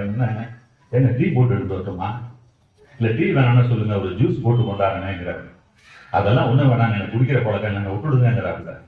இருங்க, நீங்க வந்துட்டு எதுவும் குடிக்காம போகக்கூடாதுன்னு ரொம்ப பதட்டமா போய் என்ன செய்யறாரு, போய் என்ன இருக்குன்னு பார்த்து ஒரு டம்ளர்ல மோர் கொண்டாடுற, மோரை கொண்டாந்து குடிங்கிறாரு. இல்ல பரவாயில்ல வேண்டாங்கிறாரு. இல்லைங்க, நீங்க வந்துட்டு நீங்க எதுவும் குடிக்காம போகக்கூடாது, அதனால இந்த ஒரு மோரை நாடு கட்டாயம் குடிச்சா அவனு கட்டாயப்படுத்தும் போது அவர் என்ன செய்யறாரு, வேண்டாம் வெறுப்பா வாங்கி அதை குடிச்சிட்டு கொஞ்ச நேரம் பேசிட்டு தான் கிளம்பிடுறாங்க. எல்லாம் வேன்ல ஏறினதுக்கு அப்புறம் தந்தை பெரியார் திரும்பி அவரை பார்க்கிறாரு. ஏன்பா, ஒரு வீட்டுக்கு போனா கொடுக்கறத வாங்கி குடிக்கிறது இல்லையா, என்ன வேண்டாங்கிறீங்க, எல்லாரும் உங்களை பார்க்கணுமாங்க, என்ன பழக்கம் அதெல்லாம் சொல்லி கண்டிக்கிறாரு.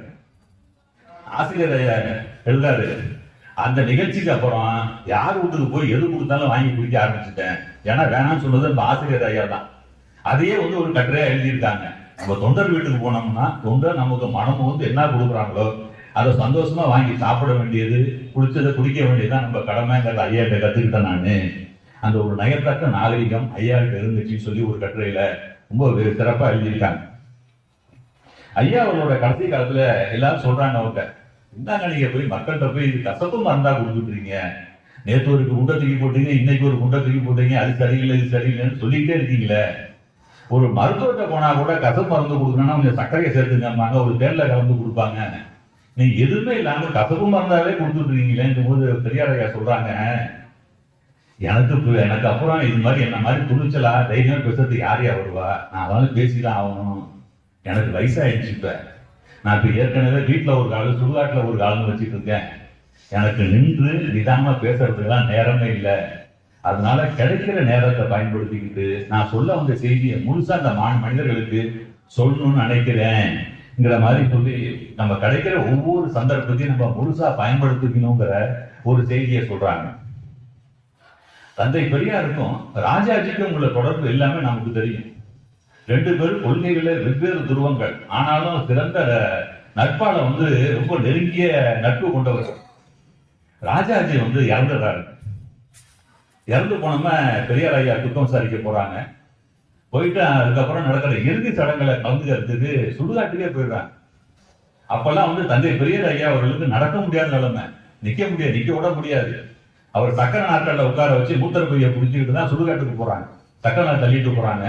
சுடுகாட்டுல உட்கார்ந்துக்கிட்டு ஒரு ராஜாஜி இறந்து போய் சார்னா என்ன சடங்கு செஞ்சிருப்பாங்க அங்க, அதை பார்த்துட்டு உட்கார்ந்துருக்காரு. ஏன்னா நம்ம நட்புக்கு மரியாதை கொடுக்கணும்னு வந்து அவங்க செய்யற சடங்கை பார்த்துட்டு சுடுகாட்டுல சக்கர நாற்காலியில மூத்தர பைய குடிச்சிட்டு உட்கார்ந்துருக்காரு.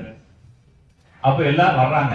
அப்ப என்ன செய்யறாருங்க, அன்றைய இந்திய ஜனாதிபதி ஈவி கிரி வந்து அத இறுதி சடங்கு அவருக்கு மரியாதை செய்ய வர்றாரு.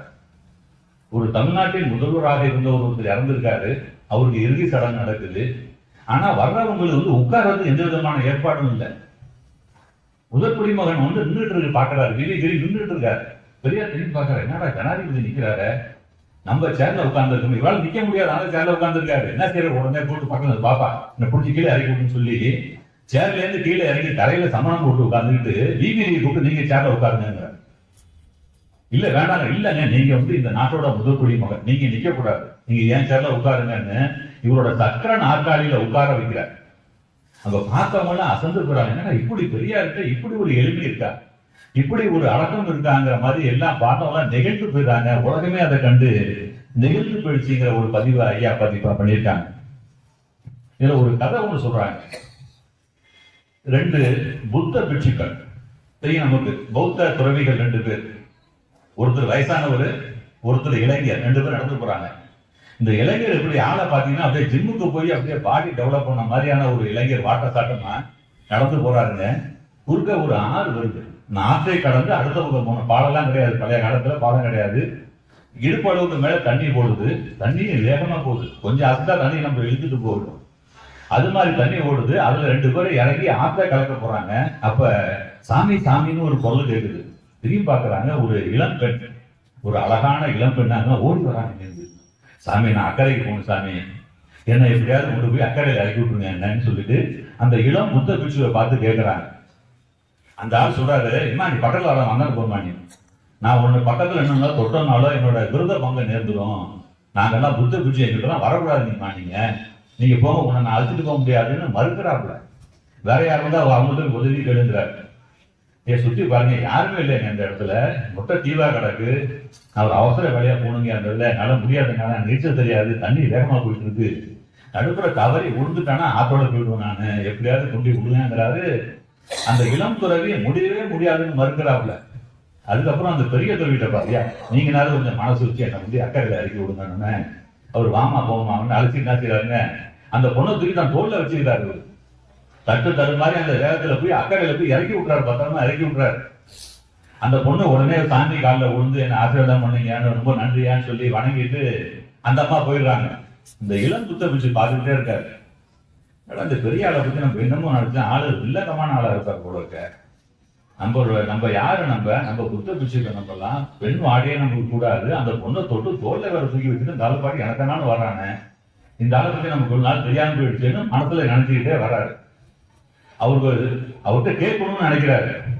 என்ன சாமி இப்படி ஒரு வேலையை பண்ணிவிட்டீங்க, நீங்க ஒரு பொண்ணை தொட்டு தூக்கி தோல்ல பார்த்துட்டு வந்தீங்களே, யாராவது பார்த்தா என்ன நினைப்பாங்கன்னு கேட்கணும்னு நினைக்கிறாரு. பயமா இருக்கு, கேட்டா தப்பா நினைச்சுட்டா என்ன பண்றாருன்னு பயங்கிறாரு. இருந்தாலும் ரொம்ப நேரம் அந்த மனசுக்குள்ள அந்த கேள்வியை வைக்க முடியல. சரி, நடக்குதுன்னு கேட்கறாரு, என்ன சாமி இந்த மாதிரி பண்ணிவிட்டீங்க, அந்த பொண்ணை தூக்கி தோல்ல வச்சுட்டு வந்தீங்க, யாராவது பார்த்தாங்கன்னா நம்மளை பத்தி என்ன நினைச்சிருப்பாங்க கேட்டோன்னா அவரு சிரிச்சுட்டு சொல்றாரு, இப்ப அந்த பொண்ணு உதவின்னு கேட்டுச்சு, நான் தூக்கிட்டு வந்தேன், ஆனா கரையிலேயே அந்த அம்மாவை இறக்கி விட்டுட்டு அதை மறந்துட்டேன், ஆனா அந்த பொண்ணை நீ தான் இன்னும் விடாம தூக்கிட்டே வந்துட்டு இருக்க, நீ இறக்கி விடும் போது அந்த பொண்ணாண்டா. அதாவது நமக்கு தேவையற்ற செய்திகளை போய் மனசுல போட்டு நம்ம மனசை குப்பை தொட்டியா மாத்திக்க கூடாது. எல்லா செய்தியும் நீங்க என்ன செய்யுங்க, அப்பப்ப மறந்துடணும். அதுதான் நம்ம மன அமைதிக்கு நல்லதுங்கிற ஒரு சிறப்பான கட்டுரை இதற்குள்ள இடம்பெற்றிருக்குங்க. நம்ம தினமும் காலையில எழுந்திரிச்சு வெளியில போறோம், நிறைய நண்பர்களை சந்திக்கிறோம். அப்படி சந்திக்கும் போது என்னப்பா நல்லா இருக்கீங்களான்னு கேட்கறோமா இல்லையா, அப்பா அப்படி இருக்கேன் சௌக்கியமானு கேட்கறோம், அவங்களும் நம்மளை பார்த்து எப்படி நல்லா இருக்கே சௌக்கியமானு கேட்கறாங்க. அது மாதிரி கேட்கறப்ப என்ன செய்யணும், நல்லா இருக்கேன்னு சொல்லிட்டு போயிடணும். அதை விட்டுட்டு அது ஏன்பா கேட்கிற, ஒரு வாரமா எனக்கு சளி இருமல் லேசா ஜுரம் வர மாதிரி உடம்பெல்லாம் அனுப்பிட்டு இருந்துச்சு, டாக்டரை பார்க்க போனேன், மாத்திரை எழுதி கொடுத்தாரு, ஒரு வாரம் சாப்பிட்டேன், ஒன்றும் சரியாகல, திரும்ப முந்தா நாள் போனேன், ஒரு எக்ஸ்ரே எடுத்துக்க போனாரு, எக்ஸ்ரே எடுத்தேன், மாத்திரை எழுதி கொடுத்தாருன்னு சொல்ல ஆரம்பிச்சீங்கன்னா செய்தி கேட்டவர் அடுத்த நாள் மெடிக்கல் அவரு மருத்துவரை பார்க்க போற மாதிரி ஆயிடும். அதனால யாராவது நல்லா இருக்கேன்னு கேட்டாங்கன்னா நல்லா இருக்கேன்னு சொல்லிட்டு அதுக்கப்புறம் உங்க 2 பேருக்கு இடையிலான பொதுவான விஷயங்களை பத்தி பேசுங்க. நீங்க தேவையில்லாம உங்களோட மருத்துவ எல்லாத்தையும் கொண்டாந்து அதனால நோக்கடிக்காதீங்கிற மாதிரி ஒரு அருமையான ஒரு கருத்துரை சொல்லியிருக்காரு. இன்னொன்னு, மன அழுத்தம் நம்ம எல்லாத்துக்குமே இருக்கு. எல்லாமே டென்ஷனா இருக்கேன்னு நம்ம அதிகமா அந்த டென்ஷன்ங்கிற வார்த்தையை பயன்படுத்திட்டு இருக்கோம். அந்த டென்ஷன் இருக்கக்கூடாதுங்கிறாங்க. இன்னைக்கு நிலைமையை பார்த்தோம்னா சில நேரத்தில் அந்த பேஸ்புக் எல்லாருமே வச்சிருக்கோம். அந்த பேஸ்புக்ல பாத்தீங்கன்னா ஒரு தடவை பாக்குறேங்க, ஒரு லேடி போட்டிருக்காங்க, டுடே ஐ ஆம் அப்செட் பதிவு போட்டிருக்காங்க. அதுக்கு 50 பேர் லைக் பண்ணிருக்காங்க. அப்செட்னு சொன்னதுக்கு 50 பேர் லைக் பண்றாங்க. அது மாதிரி ஆயிடுச்சு. நீங்க பள்ளிக்கூடத்துக்கு போற பையன் போய் பேசுனீங்கன்னா கூட பாரு கொஞ்ச நேரத்துக்கு ஒண்ணும் பேசாதுங்க, ரொம்ப டென்ஷனா இருக்கேங்கிறாங்க. இப்ப எல்லாம் என்ன சொல்றாங்க, நம்ம மாதிரி மன அழுத்தத்துல இருக்கிறது தப்புன்னு சொல்லிட்டு இருக்கும் போது சிங்கப்பூர்ல இருக்க ஒரு எழுத்தாளர் ஜிம்மி டியோங்கிறவர் ஒரு புத்தகம் எழுதியிருக்காருங்க. A legacy to my sons, a treasure of valuable thoughts எழுதியிருக்காரு. அவர் என்ன சொல்றாரு, மன அழுத்தம் உண்மையிலேயே நமக்கு நல்லது. மன அழுத்தம் வந்துச்சுன்னா பயப்படாதீங்க.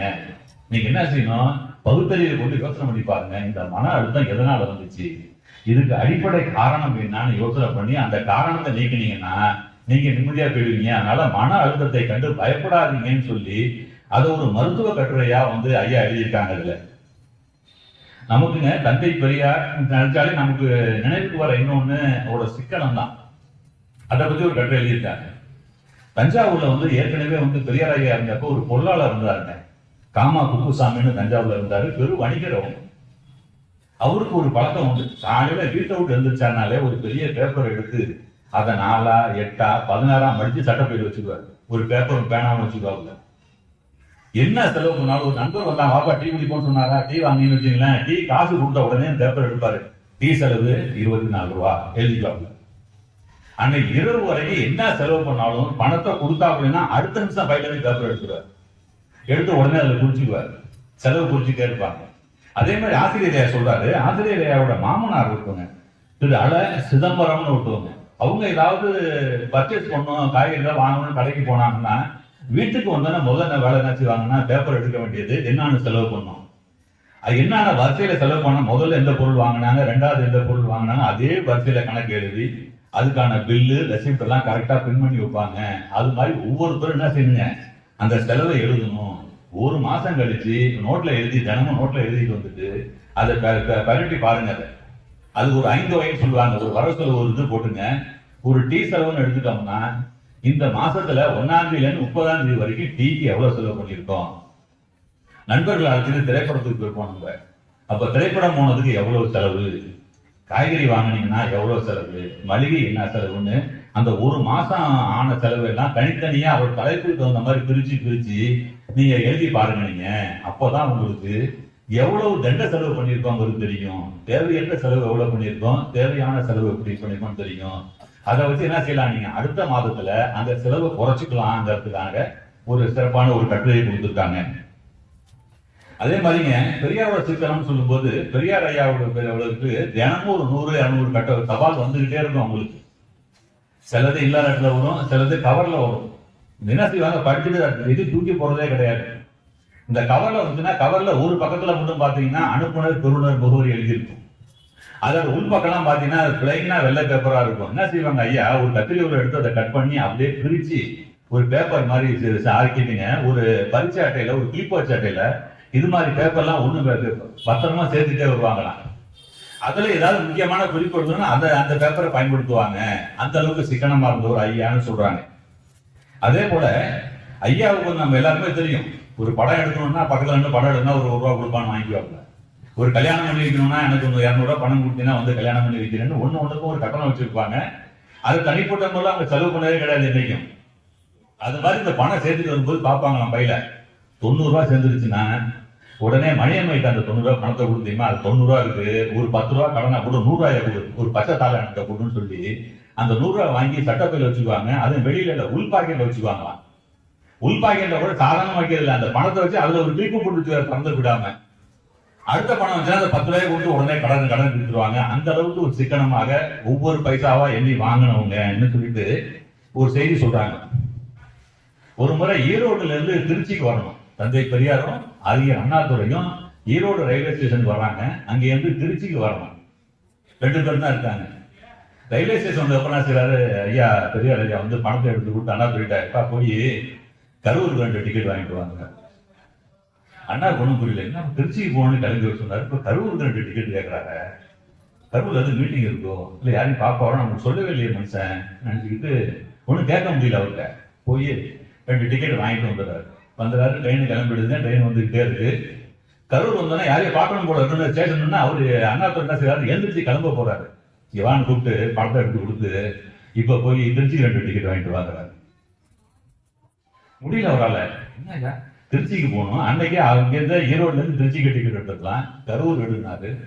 கரூர் வந்தா யாரையும் பார்ப்போம்னு நினைச்சோம். இல்ல இப்ப இங்க வந்ததுக்கு அப்புறம் ஸ்டேஷன் ட்ரெயின் 1 மணி நேரம் நிற்கும், போய் 2 டிக்கெட் திருச்சிக்கு வாங்கிட்டு வான்னு சொல்றாரு. ஒன்னும் தெரியல. நேரம் போய் டிக்கெட் வாங்கிட்டு வந்துட்டாப்ல. வந்து உட்கார்ந்துட்டாருன்னு ட்ரெயின் கிளம்பிடுச்சு. முடியல அவரால்.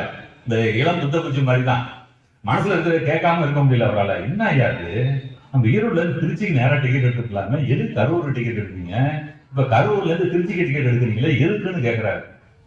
ஒண்ணும் இல்லப்பா, வரும்போதே பார்த்தேன், ஈரோடுல இருந்து திருச்சிக்கு எடுத்தா அந்த டிக்கெட்டை விட ஈரோடுல இருந்து கரூர் வந்து கரூர்ல இருந்து திருச்சிக்கு போற மாதிரி எடுத்தோம்னா 2 அணா மிச்சம் ஆகுது. இப்ப நம்ம 2 டிக்கெட் எடுத்திருக்கோம், 4 அணா மிச்சம் ஆகும்.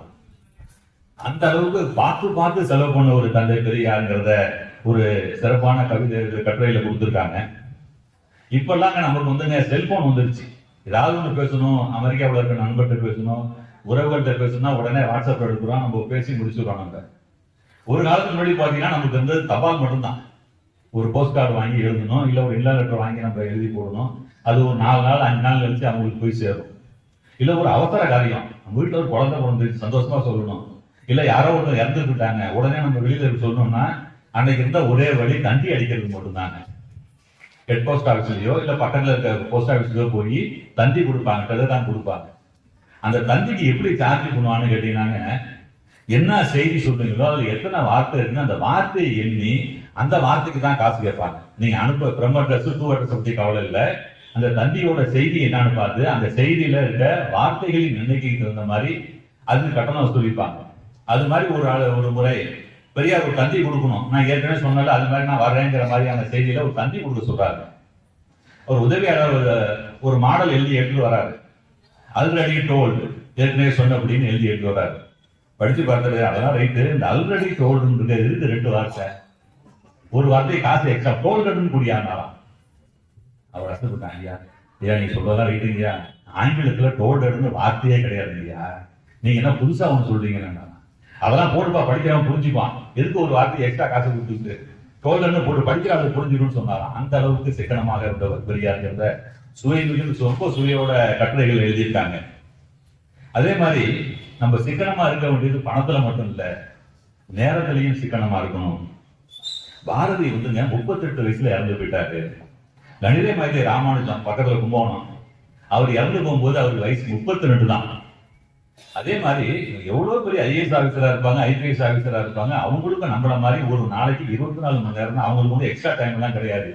இருந்தாலும் அவங்க எல்லாம் உழைச்சாங்க, முன்னேறி வந்தாங்க. நம்மளும் அப்படிதான் இருக்கணும். நம்ம காலத்தை வீணடிக்க கூடாது. ஒரு தொழில நஷ்டம் ஆயிடுச்சுன்னா நம்ம திரும்ப கஷ்டப்பட்டு என்ன செய்யலாங்க, வேலை பார்க்கலாம், அந்த இழந்த நஷ்டத்தை மீட்டுடலாம். இல்ல நம்ம வயசுல ஒரு பொண்ணை பார்த்து நம்ம ஒரு காதலை சொன்னோம், அந்த பொண்ணு ஏற்காம போயிடுச்சுன்னா திரும்ப ஒரு 2 மாசத்துக்கு முயற்சி பண்ணினா கூட நம்ம காதல் அந்த பொண்ணு ஏற்றுக்கிறதுக்கான வாய்ப்பு நிறைய இருக்கு. ஆனா அந்த நேரத்தை இழந்துட்டீங்கன்னா உங்களால அந்த நேரத்தை திரும்ப உங்களுக்கு கிடைக்கவே கிடைக்காது. அதனால என்ன செய்ய சொல்றாருங்க, எப்படி நீங்க பணத்துக்கு கணக்கு எழுதுனீங்களோ அதே மாதிரி உங்களோட நேரத்துக்கும் ஒரு கணக்கு எழுதுங்க. இந்த இரவு படுக்க போறீங்க, ராத்திரி 10 மணிக்கு படுக்க போறீங்கன்னா எழுதுங்க, இரவு 10 மணிக்கு படுக்க போனேன். அடுத்த நாள் காலையில 8 மணிக்கு எழுந்திருச்சுங்க, 8 மணிக்கு எழுந்திரிச்சேன், 7 மணிக்கு எழுந்திரிச்சேன். எழுந்ததுக்கு அப்புறம் என்ன பண்ணுவீங்க, பல்லு விளக்கினேன், கடை கடைக்கு போனேன், இதுல ஒரு 1/2 மணி நேரம் ஆச்சு, பேப்பர் படிச்சேன், காப்பி குடிச்சேன், வெளியில போன ஃப்ரெண்டு கிட்ட பேசிக்கணும். இது மாதிரி ஒவ்வொரு நாளும் அடுத்த நாள் இரவு படுக்க போற வரைக்கும் நீங்க எந்தெந்த செயலுக்கு எவ்வளவு நேரம் செலவு பண்ணீங்கிறத அப்படியே நோட்ல புரிஞ்சுக்கிட்டே வாங்க. 1 மாசம் கழிச்சு இதெல்லாம் பிரிங்க. தூங்குனது இந்த 1 மாசத்துல நீங்க எவ்வளவு நேரம் தூங்கியிருக்கான்னு கணக்கு பண்ணி பாருங்க. உங்களுக்கே பகிர்ந்து இருக்கா, இவ்வளவு நேரமா தூங்கியிருப்பாங்க, வெட்டியா தூங்கியிருக்கேன். அது மாதிரி ஒண்ணு செய்யுங்க. எவ்வளவு சில எதுக்குமே உபயோகப்படாம தண்டமா எவ்வளவு நேரம் உட்கார்ந்து வெட்டி கதை பேசிட்டு இருந்திருப்போம். இதெல்லாம் ஒண்ணா பார்த்து அந்த நேரத்தெல்லாம் குறைச்சி அதெல்லாம் ஒரு பயனுள்ள வகையில செலவு பண்ணுங்கிற மாதிரியான ஒரு கட்டுரை எழுதியிருக்காங்க. அதே மாதிரிங்க நம்ம இந்த கால இளைஞர்கள்லாம் பார்க்கிறோம். ஒரு சினிமா வந்துச்சுன்னா உடனே அந்த நடிகர் மாதிரியே தலையை சீவிக்கிறது, அதே மாதிரி உடை உடுத்துறது, அதெல்லாம் இருக்காங்க. அது மாதிரிலாம் செய்யக்கூடாது. நீங்க நீங்களாகவே இருங்க. உங்களோட தனிப்பட்ட குணம் என்ன, அடுத்தவர் ஒருத்தர் செய்யறாருன்னு அதை பார்த்து நீங்க செய்யாதீங்க. ஒவ்வொரு மனிதருக்கும் அவங்களுக்குன்னு தனிப்பட்ட திறமை இருக்கு. உங்களோட திறமை என்னன்னு பார்த்து அதை வெளிக்கொண்டு வந்து பாருங்க. அதுதான் உங்களுக்கு பிற்காலத்துல பேர் வரும். அதனால மற்றவங்க செய்யறாங்கிறதுக்காக எந்த காரியத்தையும் உங்களுக்கு செய்யாதீங்க. நீங்க அது உங்களுக்கு எந்த விதத்திலையும் பயன்படாது. நீங்க யாருன்னு தெரியாம அடையாளமே இல்லாம கடைசி வரைக்கும் போயிடுவீங்கிற. பணத்துல சீக்கிரமா இருக்கணும், நாங்க நேரத்துல சீக்கிரமா இருக்கணும்னு கட்டுரை சொன்னாங்க. இன்னொருல சொல்றாங்க, ஒவ்வொரு நாளும் என்ன சொல்றாங்க, உங்களுக்குன்னு ஒரு 10 நிமிஷம் ஒதுக்குங்க. நம்ம பல இதில் படிச்சிருப்போம், முனிவர்கள்லாம் உட்காந்து தவறு இருந்துகிட்டே இருந்தாங்க, ருத்ராட்ச மாலையை உருட்டிக்கிட்டு. அதே மாதிரி சொல்றாங்க, நீங்க சாமியெல்லாம் கும்பிட வேண்டாம், ஒரு அமைதியா உட்கார்ந்து. இப்ப நம்ம கூட்டம் நடத்திட்டு இருக்கோம், பக்கத்துல வகுப்பறை இருக்கு. இப்ப அந்த வகுப்பறையில யாருமே கிடையாதுங்க, வகுப்பறை வெறுமையாக இருக்கிறது இல்ல. அது மாதிரி உங்களோட மனசை வெறுமையா வச்சுங்க. மனசுல எந்த எண்ணமும் இருக்கக்கூடாது. எந்த எண்ணமும் இல்லாம ஒரு 10 நிமிஷம் அப்படியே அமைதியா இருக்கேன். இல்ல தோட்டத்துல உட்காந்துன்னா எயிட்டாப்புல ஒரு ரோஜா இருக்குன்னா ரோஜாப்பூவை பாருங்க. உங்க கண்ணு தான் இந்த ரோஜாப்பூவை பார்க்கணும், உங்க மனசு பார்க்க கூடாது. எந்த விதம் இல்லாம வெற்று பார்வை பார்த்துக்கிட்டு மனசுல எந்த விதமான எண்ணங்களும் இல்லாம எம்டியா இருக்குங்க, மனசுல எதுவுமே இல்லாம ஒரு 10 நிமிஷம் தினந்தோறும் உட்கார்ந்து முயற்சி பண்ணுங்க. போக போக அந்த 10 நிமிஷத்தை 15, 20, 25 ஒரு தினமும் ஒரு அரை மணி நேரம் உட்கார்ந்து தவம் இருக்கிற மாதிரியே, ஆனா எந்த விதமான மனதுல சிந்தனைகளும் இல்லாம உட்கார்ந்து பாருங்க. அது உங்களோட மனதை வலிமையாக்கும். பிற்காலத்துல உங்களுக்கு ஏதாவது ஒரு பிரச்சனைகள் சிக்கலும் இருந்துச்சுன்னா அதுல இருந்து வெளிவருவதற்கான அந்த வழிகளை நம்ம மனசை நமக்கு சொல்லி கொடுப்போம். மன வலிமையாகணும்னா நீங்க உங்க மாதிரி ஒரு வெற்று எண்ணத்தோட தினமும் உட்காருங்கன்னு சொல்றாங்க. உரையாடலை பத்தி சொல்றாங்க. பேசுறோம்லங்க, அந்த பேச்சுங்கிறது ஒரு கலை. இன்னைக்கு நம்ம ஃப்ரெண்ட் எல்லாம் பேசிட்டு இருப்பாங்க. சில பேர் பார்த்தாலே வராண்டாண்ட ஓடான்னு ஓடி போடுவோம். வந்தானா வளன்னு பேசிக்கிட்டே இருப்பாங்க. சில பேர் அவன் எதுக்கு பேசுறான், என்ன பேசுறான்னு தெரியாது. நம்ம நண்பர் தான், ஆனாலும் பேச்சை நிறுத்தவே முடியாது. இப்ப ஒரு அவசரமா ஒரு வேலை இருக்காது, அங்க போயிட்டு வரேன்னு ஈரத்தை கேட்டுட்டு போன்னு சொல்லி பேசிட்டே இருப்பாங்க, தவிர பேச்சை நிறுத்த மாட்டாங்க. இது மாதிரி வளன்னு பேசாதீங்க, கரெக்டா பேசுங்க. நீங்க பேசி முடிச்சீங்கன்னா உங்க பேச்சை கேட்டவர் என்ன அதனாடி பேச முடிச்சுட்டாண்டாரு, இன்னும் கொஞ்ச நேரம் பேசியிருக்கலாமேன்னு தோணணும். அது மாதிரிதான் பேசணும். நீங்க அடுத்தவங்களோட குறிப்பறிந்து பேசணும்னு சொல்லி எப்படி பேசணுங்கிறதுக்காக ஒரு கட்டுரை ஐயா எழுதியிருக்காங்க. ஒரு கதை ஒன்று சொல்றாங்க. ஒரு வசதியான பெண்மணி, கணவர் இறந்துட்டாரு, சொத்து கோடி கணக்குல சொத்து இருக்கு, சொத்துக்கு பஞ்சமே இல்லை. இங்க வீடு இருக்கு, அங்க வீடு இருக்கு, பேங்க்ல அவ்வளவு பணம் இருக்கு, எல்லாம் இருக்கு. ஒரே ஒரு பையன். அந்த ஒரு பையன் என்ன நினைக்கிறாங்க, வெளிநாட்டுக்கு அனுப்பிச்சு அந்த அம்மா படிக்க வைக்கிறாங்க. அந்த பெண்ணு நல்லா படிக்கிறாப்புல, வெளிநாட்டிலேயே ஒரு நல்ல சிறப்பான மாசம் லட்சக்கணக்கான ரூபாய் சம்பளம் வாங்குற மாதிரி அங்கேயே ஒரு வேலை தேடிக்கிறாப்புல. தேர்தல் விட்டா பரவாயில்ல, அங்கேயே ஒரு பொண்ணை பார்த்து கல்யாணம் பண்ணிக்கிறாப்புல. அவங்க அம்மாவுக்கே கல்யாணம் ஆனது தெரியாது. ஆனா அந்த பையன் கல்யாணம் பண்ணி என்ன செய்யறாப்புல, அவங்க அம்மாட்ட சொல்லணுங்கிறதுக்காக கிளம்பி தாய்நாட்டுக்கு வர்றாப்புல. தனியா வர்றாப்புல, மனைவி அழைச்சிட்டு வரல. பையனை பார்த்தோன்னா அவங்க அம்மாவுக்கு ரொம்ப சந்தோஷப்பா, பாப்பா பாப்பான்னு அந்த பையனுக்கு வேண்டியெல்லாம் செய்யறாங்க. ஒரு 2 நாள் கழிச்சு மெதுவா சொல்றாப்புலமா, நாங்க போனோம்லமா, அங்க ஒரு பொண்ணு பிடிச்சிச்சு, நான் அங்கேயே திருமணம் செஞ்சுக்கிட்டேன் என்ன மெதுவா அவங்க அம்மான்னு சொல்றாங்க.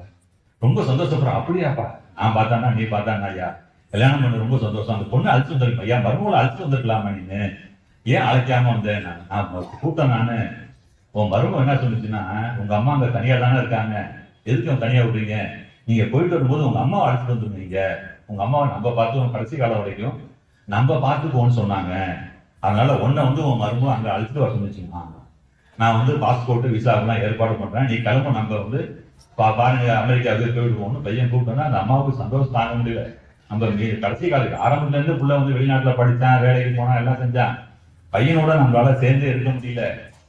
இப்பனாவது நமக்கு வாய்ப்பு கிடைச்சி பையனோட போயிடுவோம்னு சொல்லிட்டு அவங்க தயாராகிட்டாங்க. அவங்க என்ன பண்றாங்க, பையன் பாஸ்போர்ட் விசாவுக்குலாம் ட்ரை பண்ணிட்டு இருக்காங்க. இந்த அம்மா என்ன சொல்றாங்க, நம்ம வெளிநாடு போனா திரும்பி வர போறது இல்ல, இங்க உள்ள சொத்து அழகு வச்சு என்ன பண்ண போறோம்னு எல்லா சுத்தி விற்கிறாங்க. எல்லாத்தையும் வித்து காசாக்கி பையன் அக்கௌண்ட்ல போடுறாங்க. நம்ம என்ன பண்ண போறோம், பையன் தானே, பையன் உள்ள இருக்க போறோம்னு சொல்லிட்டு எல்லா பணத்தையும் போடுறாங்க. இந்த வெளிநாட்டுக்கு போற நாளும் வந்துருச்சு. ஏர்போர்ட்டுக்கு அவங்க அம்மா அழைச்சிட்டு போறான். பாஸ்போர்ட், ட்ரெயின், பஸ், ஃபிளைட் டிக்கெட்லாம் இந்த பையன் வச்சிருக்காப்புல. போய் உங்க அம்மாட்ட உட்காந்து ஏர்போர்ட்ல பேசிக்கிட்டே இருக்கான். அம்மா எதுவும் ஸ்நாக்ஸ் வாங்கிட்டு வந்தோம்மா, ஏன் சாப்பிடுங்கம்மாங்கிறாப்புல. இல்லப்பா வேணாப்பா, இல்ல இரு எனக்கு உட்காந்துரு, ஏதாவது ஸ்நாக்ஸ் வாங்கிட்டு வரேன், ஏதாவது வாங்கிட்டு வரேன்னு சொல்லிட்டு அப்படியே ரெஸ்ட் ரூம் போயிட்டு வரேன்னு சொல்லிட்டு கிளம்பி போறாப்புல. இந்த அம்மா போன பையன் வருவானு உட்காந்துருக்காங்க. 1/4 மணி நேரம் ஆச்சு, அரை மணி நேரம் ஆச்சு, 2 மணி நேரம் ஆச்சு, போனாலும் திரும்பி வரவே இல்லை. இந்த அம்மாவுக்கு ஒன்றும் புரியல, என்னடா நான் பையன் இந்த இன்னும் ஸ்நாக்ஸ் வாங்குறேன், ரெஸ்ட் ரூம் போயிட்டு வரேன்ட்டு போனானே, ஆளை காணுங்கன்னு உட்காந்து பாக்குறாங்க. மணிக்கணக்கா 3-4 மணி நேரம் ஆச்சு, ஒன்னும் புரியல. அதுக்கப்புறம் வந்தவங்களை கூப்பிட்டு, நான் அமெரிக்காவுக்கு போற வந்தேங்க, இந்த ஃபிளைட் எங்கெங்க இருக்கு, என் பையன் போனா ஆளை காணணும்னா, என்னப்பா அமெரிக்காவா, அது கிளம்பி 1 மணி நேரம் ஆச்சுன்னு வாங்குறான். அப்பதான் தெரியுது நம்ம பையன் நம்மள இது வரைக்கும் நம்மள்ட்ட ஆசையா பேசி நம்மள்ட்ட இருந்த பணத்தை எல்லாம் வாங்கிட்டு நம்மள ஏமாத்திட்டு நடு தெருவில் நிக்க வச்சுட்டு போயிட்டாங்கிறது. அப்பதான் அந்த பெண்மணிக்கு தெரியுது. ஓன்னு அழுகுறாங்க. ஏர்போர்ட்லேயே இருந்தது. யாராலையும் ஒண்ணு எல்லாம் என்னன்னு கேட்டு உச்சி விட்டுட்டு அவன் பாட்டு அவன் வேலையை பார்க்க போயிட்டாங்க. அவ்வளவுதானே தவிர அந்த பெண்மணிக்கு எங்க போறதுக்கு இடம் இல்லாம நிக்கிறாங்க. இது மாதிரி நிகழ்ச்சி தமிழகத்துல அதிகமா நடந்துருக்குங்கிறாங்க ஆசிரியர் ஐயா. அதனால உங்களுக்கு புள்ள இருக்கலாம், தவம் பெற்றிருக்கலாம், அதே மாதிரி எல்லாம் சீராட்டி பாராட்டி வளர்த்துருக்கலாம், அது எல்லாம் உண்மைதான். ஆனா உங்கள்கிட்ட இருக்க சொத்தை எந்த காரணம் உங்க பிள்ளைகிட்ட கொடுத்துறாரு. நீங்க எப்படின்னா நீங்க செத்ததுக்கு அப்புறம் அந்த சொத்து அந்த பையனுக்கு தானே போகுது. அதை உயிரோட இருக்கும்போது எதுக்கு எழுதி வைக்கிறீங்க? எல்லாருமே நினைக்கிறோம் நம்ம புள்ள நல்லவன் தான், அடுத்த வீட்டு பையன் மாதிரி நம்ம பண்ண பையன் செய்ய மாட்டான்னு நினைக்கிறோம். நம்ம ஆனா நீங்க எழுதி வச்சதுக்கு அப்புறம் தான் நம்ம பையன் நல்லவனா கெட்டவனாங்கிறதே நமக்கு தெரியும். அதுக்கப்புறம் காலம் கடந்து போயிடும். அதனால நீங்க எந்த காரணம் கொண்டும் எந்த பெற்றோரா இருந்தாலும் தன் பிள்ளை மேல பாசம் வைங்க, தப்பு இல்லை. ஆனா உங்களுக்கு எதுவுமே வச்சுக்காம எல்லாத்தையும் பிள்ளைங்கள்ட்ட கொடுக்காதீங்க.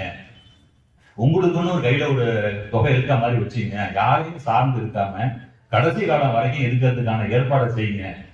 அதே மாதிரி உறவுகள்ல வந்து உங்களுக்குன்னு ஒரு வட்டம் வச்சுங்க. உங்களுக்குன்னு பழகிறதுக்கு ஒரு 10 சொந்தக்காரங்க வச்சுங்க. நண்பர்கள் ஒரு 10 பேர் உங்களுக்குன்னு கூப்பிட்டா உடனே வர மாதிரி நல்லா நேர்மையா பழகிற மாதிரி நண்பர்களை வச்சுங்க.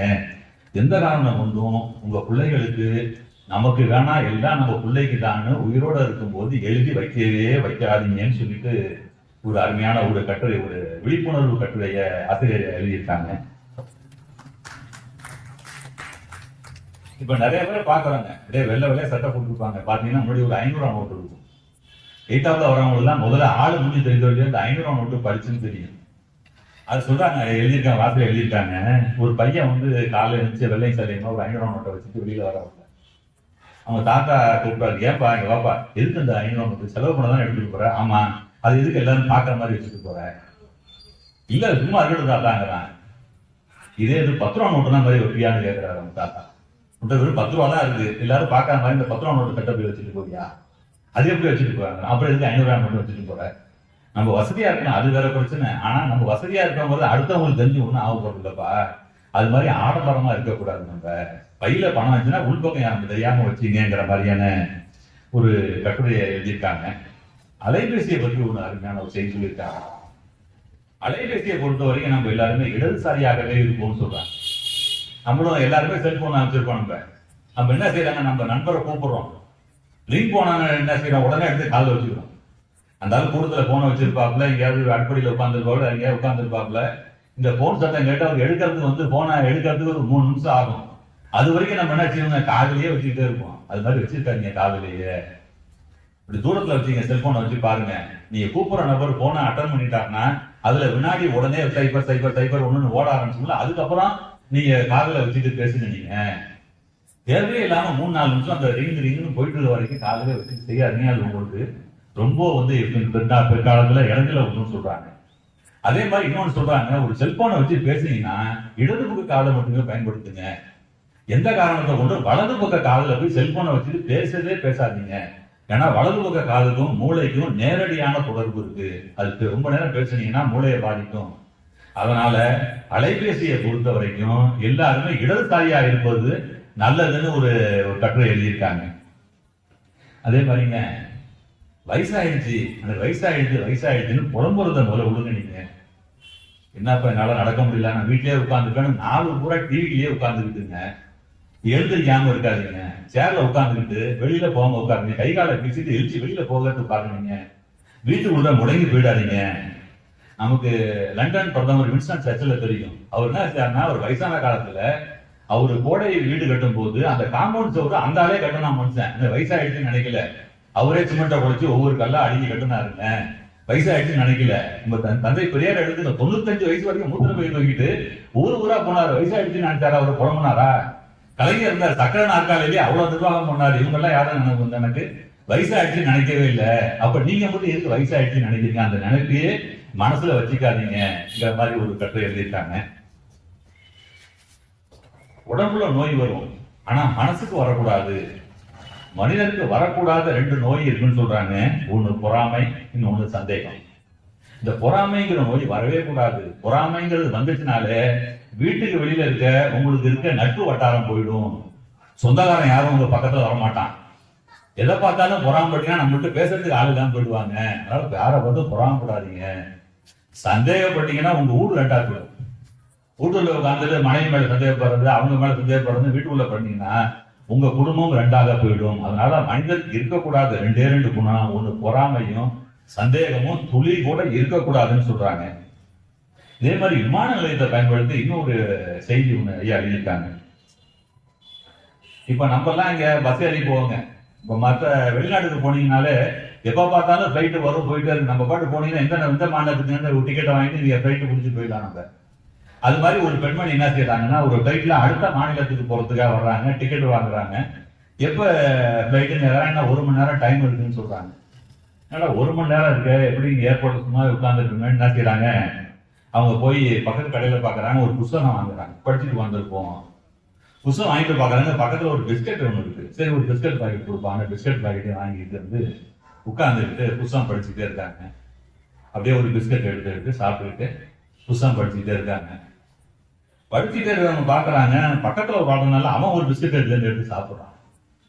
உங்களுக்கு கோவம் வச்சுன்னா, நம்ம பிஸ்கட் சாப்பிடுறோம், இப்போ சம்மந்தம் இல்லாம ஒருத்தவங்க வந்து ஒரு பிஸ்கட் எடுக்கிறாங்க, ஒரு பிஸ்கட் எடுத்துக்கிறமான்னு கேட்கிற ஒரு அந்த நாகரிகம் உடல்லையே உங்களுக்கு கோபம் வருது. இருந்தாலும் அப்படியே புத்தகத்தை வச்சுட்டு திருப்பி பார்க்காம ஓரக்கண்ணால பார்த்துக்கிட்டே இருக்காங்க. இவங்க ஒன்று சாப்பிட்றாங்க, பக்கத்துல இருக்காங்க பிஸ்கட் எடுத்து சாப்பிட்றாங்க. முடியல இவங்களால. கடைசியில பார்த்தா 2 பிஸ்கட் இருக்குது. இதை என்னதான் பண்ணுவோம்னு பார்க்கும் போது ஒரு பிஸ்கட் எடுக்கிறாங்க. அவன் என்ன சார் பக்கத்துல உட்காந்து ஒரு பிஸ்கட் எடுத்துட்டு இந்த பிஸ்கட் பாக்கெட்டை தூக்கி டஸ்ட்பின்ல போட்டு வந்து பக்கத்துல உட்காந்துருக்கான். கோபம் தான் என்ன நினைச்சு எழுதி திட்டத்துக்கு எழுந்திருக்கிறாங்க. அது உள்ள பிளைட்டு கிளம்புறதுக்கு ரெடியா இருக்குன்னு அனௌன்ஸ்மெண்ட் வந்தா இந்த பையன் மூஞ்சியே பார்க்க கூடாது. அவசர அவசரமா புத்தகத்தை பேக் உள்ள வச்சுட்டு பிளைட்டுக்கு போயிடறாங்க.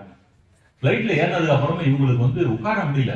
என்ன அந்த பையன் ஒருத்தன் நம்ம பிஸ்கட் பாக்கெட் எடுத்து இப்படி தின்னுட்டு இருக்காங்க, கொஞ்சம் கூட ஒரு இதே இல்லையே, நமக்கு என்ன இப்படி இருக்காங்கன்னு அந்த கோபத்திலே இருக்கவங்க என்ன செய்யறாங்க, கொஞ்ச நேரம் கழிச்சு சரி இதே நினைச்சுன்னா நமக்கு டென்ஷன் ஆயிடுவோம், புத்தகத்தை படிச்சு நம்ம மனசை கவனத்தை பெருத்து போன பேக்கை கொண்டு புத்தகத்தை எடுத்து பாக்குறாங்க. உள்ள ஒரு பிஸ்கட் பாக்கெட். இவங்க அவன் பிஸ்கட்டை இவங்க தின்னுக்கிட்டு தான் பிஸ்கட்டை அடுத்தாள் திங்கிறான்னு நினைச்சுக்கிட்டே இருந்திருக்காங்க கடைசி வரைக்கும். இவங்க வாங்கினது பைக்குள்ளே தான் எடுத்து கவனிக்கல இவங்க. அதனால என்ன சொல்றாங்க, இது மாதிரி சம்பவங்கள் நினைக்கிறதுனால யாரையுமே அவசரப்பட்டு உறுதிப்படக்கூடாது. என்ன தேவை விசாரிச்சு ஒரு முடிவு பண்ணுமே தவிர அவசர கோலத்துல ஒரு முடிவு எடுக்க கூடாதுங்கிற ஒரு பெரிய ஒரு கட்டுரைய ஆசிரியர் ஐயா அவர் எழுதியிருக்காங்க. அதே மாதிரி மனிதர்கள் இருக்காங்க, நம்ம நண்பர்கள் இருக்காங்க. நண்பர்கள்ல நிறைய வெரைட்டி இருப்பாங்க. சில பேருக்கு டெய்லி அழைச்சிட்டு போய் ஒரு டீயும் வடையும் வாங்கி கொடுத்தீங்கன்னா அடுத்த நாள் உங்களோட வருவான். ஒரு நாள் வாங்கி தரலன்னா அடுத்த நாள் வரமாட்டான். அது மாதிரி சொல்றாங்க. பாக்கு மர மனிதர்கள்னு ஒருத்தவங்க சொல்றாங்க. இந்த பாக்கு மரம் இருக்குங்கள, தினமும் தண்ணி ஊத்திக்கிட்டே இருக்கணும். நீங்க தினமும் தண்ணி ஊத்தினாதான் அந்த மரம் வந்து வளரும். 2 நாள் தண்ணி ஊற்ற விட்டீங்கன்னா அந்த மரம் பட்டு போயிடும். அது மாதிரி நண்பர்கள் இருப்பான், தினமும் அழைச்சிட்டு போய் ஒரு காப்பி டீ வடை வாங்கி கொடுத்துருந்தா அடுத்த நாள் வருவான். 2 நாள் வாங்கி கொடுக்காம கொடுங்க, இப்ப வாப்பான்னு கூட இல்ல எனக்கு வேலை இருக்குன்னு இன்னொரு பக்கம் போயிடுவான். அது மாதிரி சில நண்பர்கள் இருக்காங்க. தென்னை மரம் நண்பர்கள் சொல்றாங்க. தென்னை மரம்னா அப்பப்ப தண்ணி ஊற்றினா போதும், அது குடிச்சிக்கும். அதே மாதிரி சில ஃப்ரெண்ட்ஸுங்களுக்கு ஒரு வாரத்துக்கு ஒரு தடவை அழைச்சிட்டு போய் ஏதாவது ஒன்று வாங்கி கொடுத்தோம்னா அந்த ஒரு வாரம் பூரா அவங்கள்ட்ட வந்துட்டு இருப்பான், பெருசா எதிர்பார்க்க மாட்டான். இன்னொன்னு சொல்றாங்க, பனை மரம். பனை மரத்தை நீங்க தண்ணியே ஊற்ற வேண்டாங்க, அந்த கொட்டையை எங்கேயாவது தலையில பூமியில போட்டீங்கன்னா தன்னால முளைச்சு வந்துடும். அது மாதிரி சில நண்பர்கள் இருப்பாங்க, நீங்க எதுவுமே செய்ய வேண்டியது, ஆனா உங்களுக்கு உண்மையா இருப்பாங்க. இது மாதிரி நண்பர்கள் 3 வகையான பேர் இருக்காங்க. அதனால உங்க இருக்க நண்பர்கள்லாம் யார் யாருன்னு பாருங்க. அதை விட முக்கியம், நீங்க இந்த 3 ரகத்துல எந்த ரகமா இருக்கீங்க? பாக்கு மரமா, தென்னை மரமா, பனை மரமா, இதுல நீங்க எப்படி இருக்கீங்கன்னு பாருங்கன்னு சொல்லிட்டு ஒரு கட்டுரை எழுதியிருக்காங்க. நம்ம எல்லாருமே யானைகளை பார்ப்போம், கோயில்ல நிறைய யானை பார்ப்போம். பாத்தீங்கன்னா காலில் ஒரு சங்கிலியை போட்டு கட்டி வச்சிருப்பாங்க. நம்ம ஆச்சரியப்படுவோம், என்னடா இவ்வளவு பெரிய யானை இந்த சங்கிலியை அறுத்துட்டு போயிடலாமே, அது பாட்டு உட்கார்ந்து இருக்கு நினைப்போம். ஏன்னா சின்ன புள்ளையிலே என்ன செய்வாங்க, யானை குட்டியா இருக்கும் போதே அது காலில் சங்கிலியை போட்டு கட்டினானே அந்த குட்டி யானை என்ன செய்யும், அந்த சங்கிலியை அறுக்கிறதுக்கு முயற்சி பண்ணிட்டே இருக்கும். 4 கணக்குல முயற்சி பண்ணி பார்த்து ஒரு கட்டத்துல நம்மளால அந்த செயினை அறுக்க முடியாதுங்கிற முடிவுக்கு வந்துனேன். அந்த செயினை பார்த்தாலே இந்த செயினை நம்மளால எதுவும் செய்ய முடியாதுங்கிற அந்த எண்ணம் வந்து அந்த யானையோட மனசுல ஆழ் மனதுல பதிஞ்சிரும். அதனாலதான் யானை பெருசா வளர்ந்ததுக்கு அப்புறம் கூட அந்த செயினை அதால அறுக்க முடியாதுங்கிற அந்த நினைப்புலயே அப்படியே நிக்குது. இதே மாதிரிதான் நம்மளும் நம்ம சின்ன குழந்தையா இருக்கும் போதே அது இதுன்னு சொல்லி நம்மள என்ன செஞ்சிடறாங்க, அந்த பக்கம் போத அந்த முருங்கை மரத்துல ஒரு பேய் இருக்கு, இங்க இருக்கு, அது இருக்குன்னு சொல்லி நம்ம என்னங்க, அது நம்ம மனசுல ஆழமா பதிஞ்சிடுது. யாராவது தனியா ஒரு இடத்துக்கு போனோம்னா மரத்தை பார்த்தானா பயம் வந்து ஒரு பாட்டு பாடிக்கிட்டே போவான். அது மாதிரி இருக்கு. நம்ம அதெல்லாம் பயப்படக்கூடாது. நம்ம அது மாதிரி இருக்கும்போது நம்ம சிந்தனை பண்ணி நம்ம ஆற்றலை நம்மளே உணராம இருக்கும். நம்மளோட திறமைகள் வராம இவங்க நம்மள சின்ன பிள்ளையில நம்மளோட மழுங்கடிச்சிடுறாங்க. இவங்க அதெல்லாம் இல்லாம நம்ம பகுத்தறிவை பயன்படுத்தி நமக்குன்னு என்ன திறமை இருக்குன்னு பார்த்து அதுல நம்ம முன்னேற பார்க்கணுங்கிற ஒரு கட்டுரையை எழுதியிருக்காங்க. அதே மாதிரி நம்மளாம் இப்ப இந்த காலத்துல நம்ம அடிக்கடி போற இடம்னு பாத்தீங்கன்னா மருத்துவமனை தான். ஏதோ ஒரு காரணத்துக்கு போறோம், கிட்டத்தட்ட எல்லாத்துக்குமே சுகர் இருக்கு, பிபி இருக்கு, கொலஸ்ட்ரால் வந்துருச்சு, எல்லாம் வந்துருச்சு. டாக்டருக்கு எப்படி போகணும்னு ஒரு கட்டுரை எழுதியிருக்காங்க. ஒரு டாக்டரை பார்க்க போனீங்கன்னா ஏற்கனவே பார்த்த பழைய மருந்து சீட்டு, டெஸ்ட், பிளட் டெஸ்ட் இருந்துச்சுன்னா அதெல்லாம் எடுத்துக்கிட்டு போங்க, எதுவும் விட்டு போவாதீங்க. ஒரு டாக்டர்கிட்ட போனீங்கன்னா உங்க வீட்ல உங்க அப்பாவுக்கு ஏதாவது நோய் இருந்துச்சுன்னா அதை சொல்லுங்க டாக்டர்கிட்ட போய், எங்க அப்பாவுக்கு இந்த இது இருந்துச்சுங்க, இப்ப எனக்கு என்னவோ பண்ற மாதிரி இருக்கு, அது வருமா நானும் டாக்டர்கிட்ட கேளுங்க. அதே மாதிரி ஏற்கனவே ஒரு ஹாஸ்பிட்டல் அட்மிட் ஆகி ஒரு 10 நாள் ஹாஸ்பிட்டல் இருந்து டிஸ்சார்ஜ் வந்தீங்கன்னா அந்த இதுல எல்லாத்தையும் எடுத்துட்டு போங்க. ஏன்னா ஏற்கனவே ஒரு நோய் வந்து ஹாஸ்பிட்டல் இருந்திருப்பீங்க, அதோட சைடு எஃபெக்டாக கூட இருக்கலாம் இப்ப வந்துருக்குது, அதனால பழசை எடுத்துக்கிட்டு போங்க. அதே மாதிரி டாக்டர்கிட்ட போனீங்கன்னா எதையும் மறைக்காம உண்மையை பேசுங்க. தினமும் தண்ணி அடிச்சிருப்பான், என்னமோ போல சார் நேரத்துல இருந்து வயிற்று வலிக்குதுமா, என்ன ஏதும் பழக்கம் இல்ல, சீச்சி யாரை பார்த்தது என்ன வார்த்தை கேட்டீங்க, எங்களுக்கு அதெல்லாம் பழக்கமே கிடையாது, அதான் சொல்லாதீங்க. நான் மருத்துவத்தை எந்த காரணம் கொண்டு போய் சொல்லாதீங்க, உண்மையை சொல்லுங்க. அதே போல மருத்துவத்தை போனீங்கன்னா நீங்க பணம் கொடுத்துட்டு மருத்துவத்தை போறீங்க, அதனால உங்களுக்கு என்னென்ன சந்தேகம் இருக்கோ அதெல்லாம் தைரியமா கேளுங்க. அவங்க தயங்காதீங்க. சில பேர் மருத்துவரை பார்த்துட்டு வருவான், ஒன்றும் பாரு என்ன சொன்னாரு, ஏதோ மருந்து எழுதி சார் வாங்கிட்டு வந்தேன், எதனால அங்க வந்துச்சுன்னு கேட்டீங்களா, நான் கேட்கலம்பாங்க. அதனால மருத்துவத்தை பேச தயங்காதீங்க, நீங்க எல்லாத்தையும் பேசுங்கிற மாதிரி ஒரு கட்டுரை சொல்றாங்க. அதே மாதிரி ஒரு மருத்துவரை பார்க்க போனீங்கன்னா தனியா போகாதீங்க. ஒரு ஆணா இருந்தீங்கன்னா உங்க மனைவி அழைச்சிட்டு போங்க, பெண்ணா இருந்தீங்கன்னா உங்க கணவரை அழைச்சிட்டு போங்க. அப்பதான் பின்னாடி எல்லாமே நமக்கு எளிமையாக இருக்கும், சேர்ந்து போங்கன்னு சொல்றாங்க. அதே மாதிரி வாழ்க்கையில நமக்கு பிரச்சனை நிறைய வருங்க. அந்த வாழ்வியல் பிரச்சனைகள்லாம் பார்த்து நீங்க கவலைப்படாதீங்க. நீங்க ஒரு பிரச்சனை வந்துச்சுன்னா அதுலயே சோர்ந்து போயிடாதீங்க. எதனால அந்த பிரச்சனை வந்துச்சு, இதுல இருந்து எப்படி மீண்டு வர்றது, இதுல இருந்து மீண்டு வர்றதுக்கு நமக்கு எவ்வளவு காலம் ஆகணும்னு யோசனை பண்ணுங்க. இதை மீண்டு வர்றதுக்கு நம்ம எவ்வளவு செலவு பண்ணணும், இல்ல நம்ம நண்பர்களோட உதவி வேணுமா, என்னென்னலாம் இழக்கணும்னு முடிவு பண்ணி அதுல இருந்து மீண்டு வாங்க. அதை விட்டுட்டு அந்த பயம் வந்தா எனக்கு துரோகம் பண்ணி விட்டாங்க, அழிச்சு விட்டாங்கன்னு குழந்தைகிட்டு வீட்டுல இருக்காதீங்கன்னு சொல்றாங்க. அதே மாதிரி ஒரு முதுமையில நம்மலாம் எப்படி இருக்கு, இந்த இறுதி பகுதி வந்து ஒரு 10 நிமிஷத்துல முடிச்சத, முதுமையில நம்ம எப்படி இருக்கணும்னு சொல்றாங்க. எல்லாருக்குமே நம்ம ஏற்கனவே சொன்ன மாதிரி சுகர் இருக்கு, பிபி இருக்கு, கொலஸ்ட்ரால் இருக்கு. இதுக்கெல்லாம் என்ன சொல்றாங்க, ஆசிரியர் சொல்றாங்கன்னா ரெகுலரா செக்கப்புக்கு போங்க, அதுக்குள்ள மாத்திரை மருந்துகளை தவறாம சாப்பிடுங்கன்னு சொல்றாங்க. அதே மாதிரி வயசாயிடுச்சு, நமக்கு வயசாயிடுச்சுன்னு ஒத்துக்க வேண்டாம், ஆனா என்ன செய்யணும், வீட்டுல முடங்கி உட்காராதீங்கன்னு சொன்னேன்.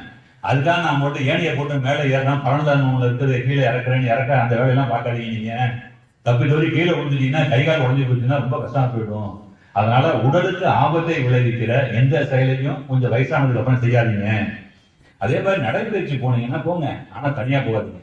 யாராவது உங்க நண்பரை கூப்பிட்டு நடைபயிற்சி போங்க. ரோட்டை கிராஸ் பண்ணும்போது பார்த்து போங்க. எல்லாம் சர்வ வந்துட்டுமா, நீங்க பாட்டு கவலை எல்லாம் போய் நீங்க பாட்டு குறுக்க போயிட்டா அடிபட்டு போடும், நமக்கு வயசான காலத்துக்கு ரொம்ப கஷ்டப்படணும். ரோட்டை கிராஸ் பண்ணும்போது கவனமாக போங்க. எந்த காரணம் கொண்டு ஒரு ஸ்டேஜுக்கு அப்புறம் நான் பைக் வச்சிருக்கேன், புல்லட் வச்சிருக்கேன், ஸ்கூட்டி வச்சிருக்கேன், அதை எடுத்துட்டு வெளியில போகாதீங்க. ஒரு கார் இருக்கு, உங்களுக்கு ஓட்ட தெரியும்னா ஓட்டுங்க. அதுவும் எப்போ ஓட்டலாம்னா உங்க கண் பார்வை நல்லா இருக்க வரையும் கார் ஓட்டுங்க. ஏற்கனவே ஒரு பக்கம் மறைக்குதுன்னா கார் எடுத்துட்டு போகாதீங்கிறாங்க. அதே மாதிரி நீண்ட கால பயணங்கள் எதுவும் போகாதீங்க, வீட்டுல இருந்துருங்க நீங்க. அதே மாதிரி இன்னைக்கு வந்துங்க கூட்டு குடும்பங்கிறது கிட்டத்தட்ட இல்லாம போயிடுச்சு. எங்கேயோ ஒண்ணு இருக்கு. நீங்க கூட்டு குடும்பத்துல உட்கார்ந்துட்டு எடுத்ததுக்கெல்லாம் பயத்துல போய் ஏன்டா இப்படி பண்ற, நீ அப்படி பண்றா இப்படி பண்றான்னு உங்க பையனும் மருமகளும் செய்யறத எல்லாத்துக்கும் குறை சொல்லிக்கிட்டே இருக்காதீங்க. நீங்க அவங்க செயல்ல மூக்கம் நுழைக்கவே கூடாது. நீங்க பாட்டு வேலையை பாருங்க. உங்க வயசுல நீங்க எப்படிங்களோ அதே மாதிரி அவன் பொழைச்சு வந்துருவான். தேவையில்லாம போய் அடுத்தவங்களுக்கு அட்வைஸ் பண்ற வேலையை விடுங்கிறத சொல்றாங்க. இது மாதிரி இந்த புத்தகம் நிறைய பார்த்தாலே நம்ம திரும்ப திரும்ப படிக்கக்கூடிய செய்திகள் நிறைஞ்சு இருக்குங்க. ஒரு 2 செய்தி. டென்னிஸ் ஒயிட்லைன் ஒருத்தருங்க, ஒரு ஆசிரியர், அவர் ஒரு புத்தகம் எழுதினாரு, சீட்ஸ் ஆஃப் கிரேட்னஸ் ஒரு புத்தகம் எழுதினாரு.